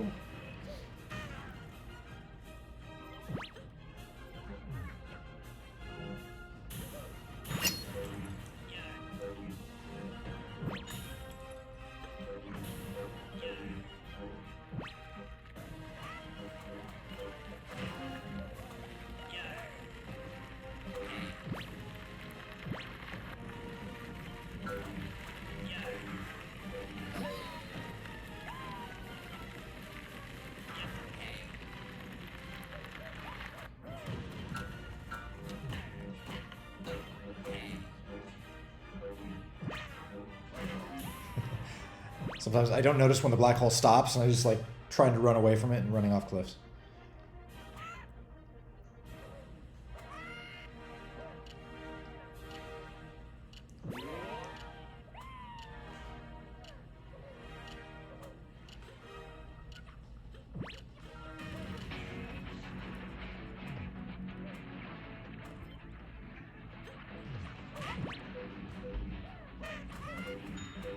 Ah.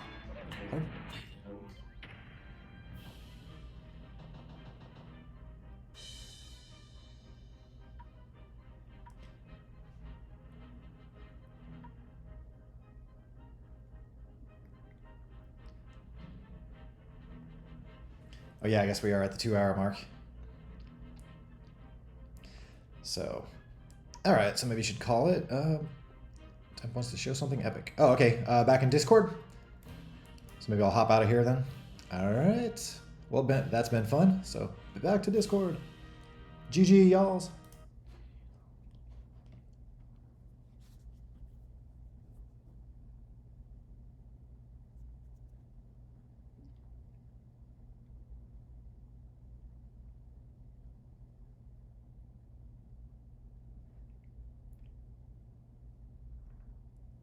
Sure. Yeah, I'll get caught up on DMs after the stream.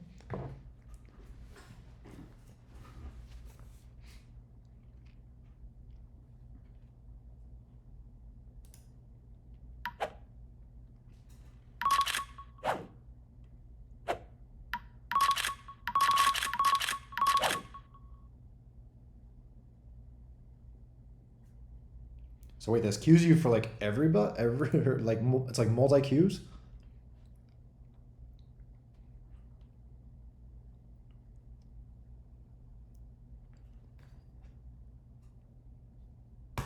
Oh, ah.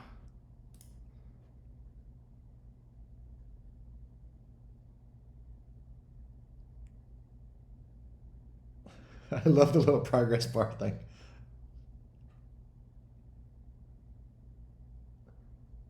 Interesting.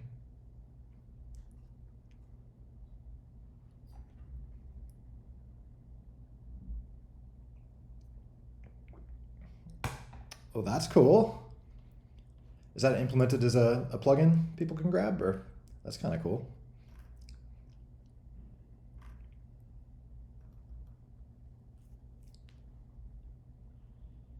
Very cool.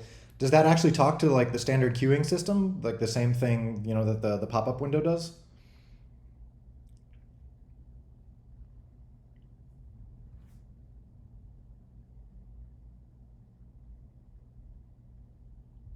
Yeah, that is like I would consider accepting that if it looks solid.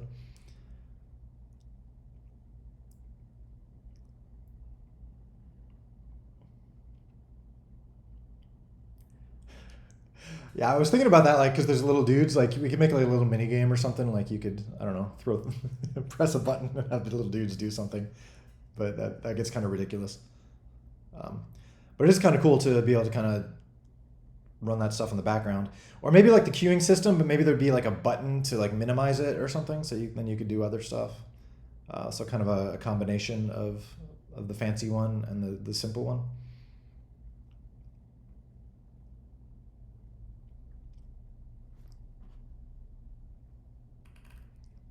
Wait, I watched it, right? Yeah.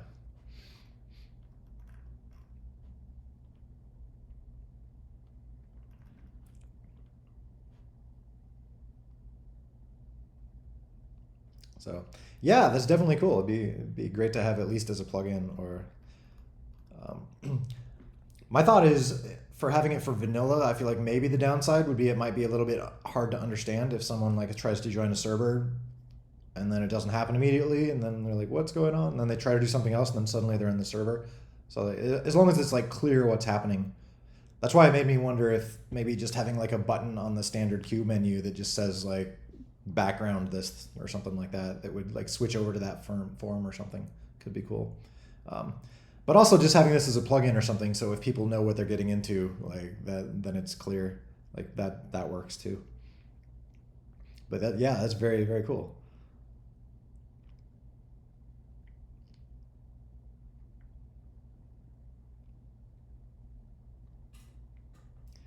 It could be a good.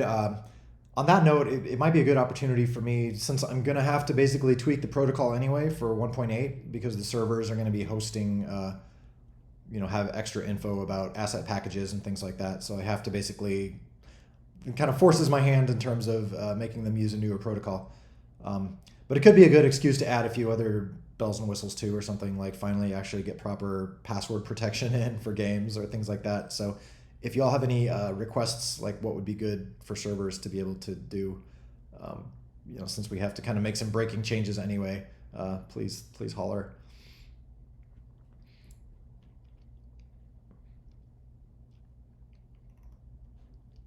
All right. Well, on that note, yeah, I guess we've gone over the 2 hour mark, so we should probably wrap things up. But it's been fun, everyone. If anyone has any last comments, thoughts, complaints, check PRs. I will check PRs. I'll try to get to it soon. I hate to leave you all waiting. Like I said, my energy is mostly focused on server stuff right now, but I'll try to at least take a pass on PRs.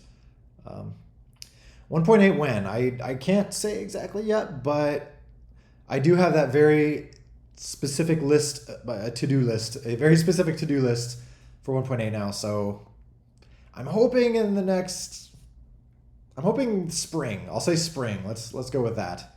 So in the next few months here, I really want to just get it out the door, and then move on to squads mode and stuff after that. But I'm very excited to get 1.8 done. When it's done. I know I mostly say when it's done, but it is starting to get to the point where I feel like, oh, okay, there's a little bit of a light at the end of the tunnel. It's not like a super bright light, but it's there for 1.8. So anyway, yeah, been fun, everyone, and yeah, fun playing a little bit. Fun getting like 1 or 2 kills. That one round I almost came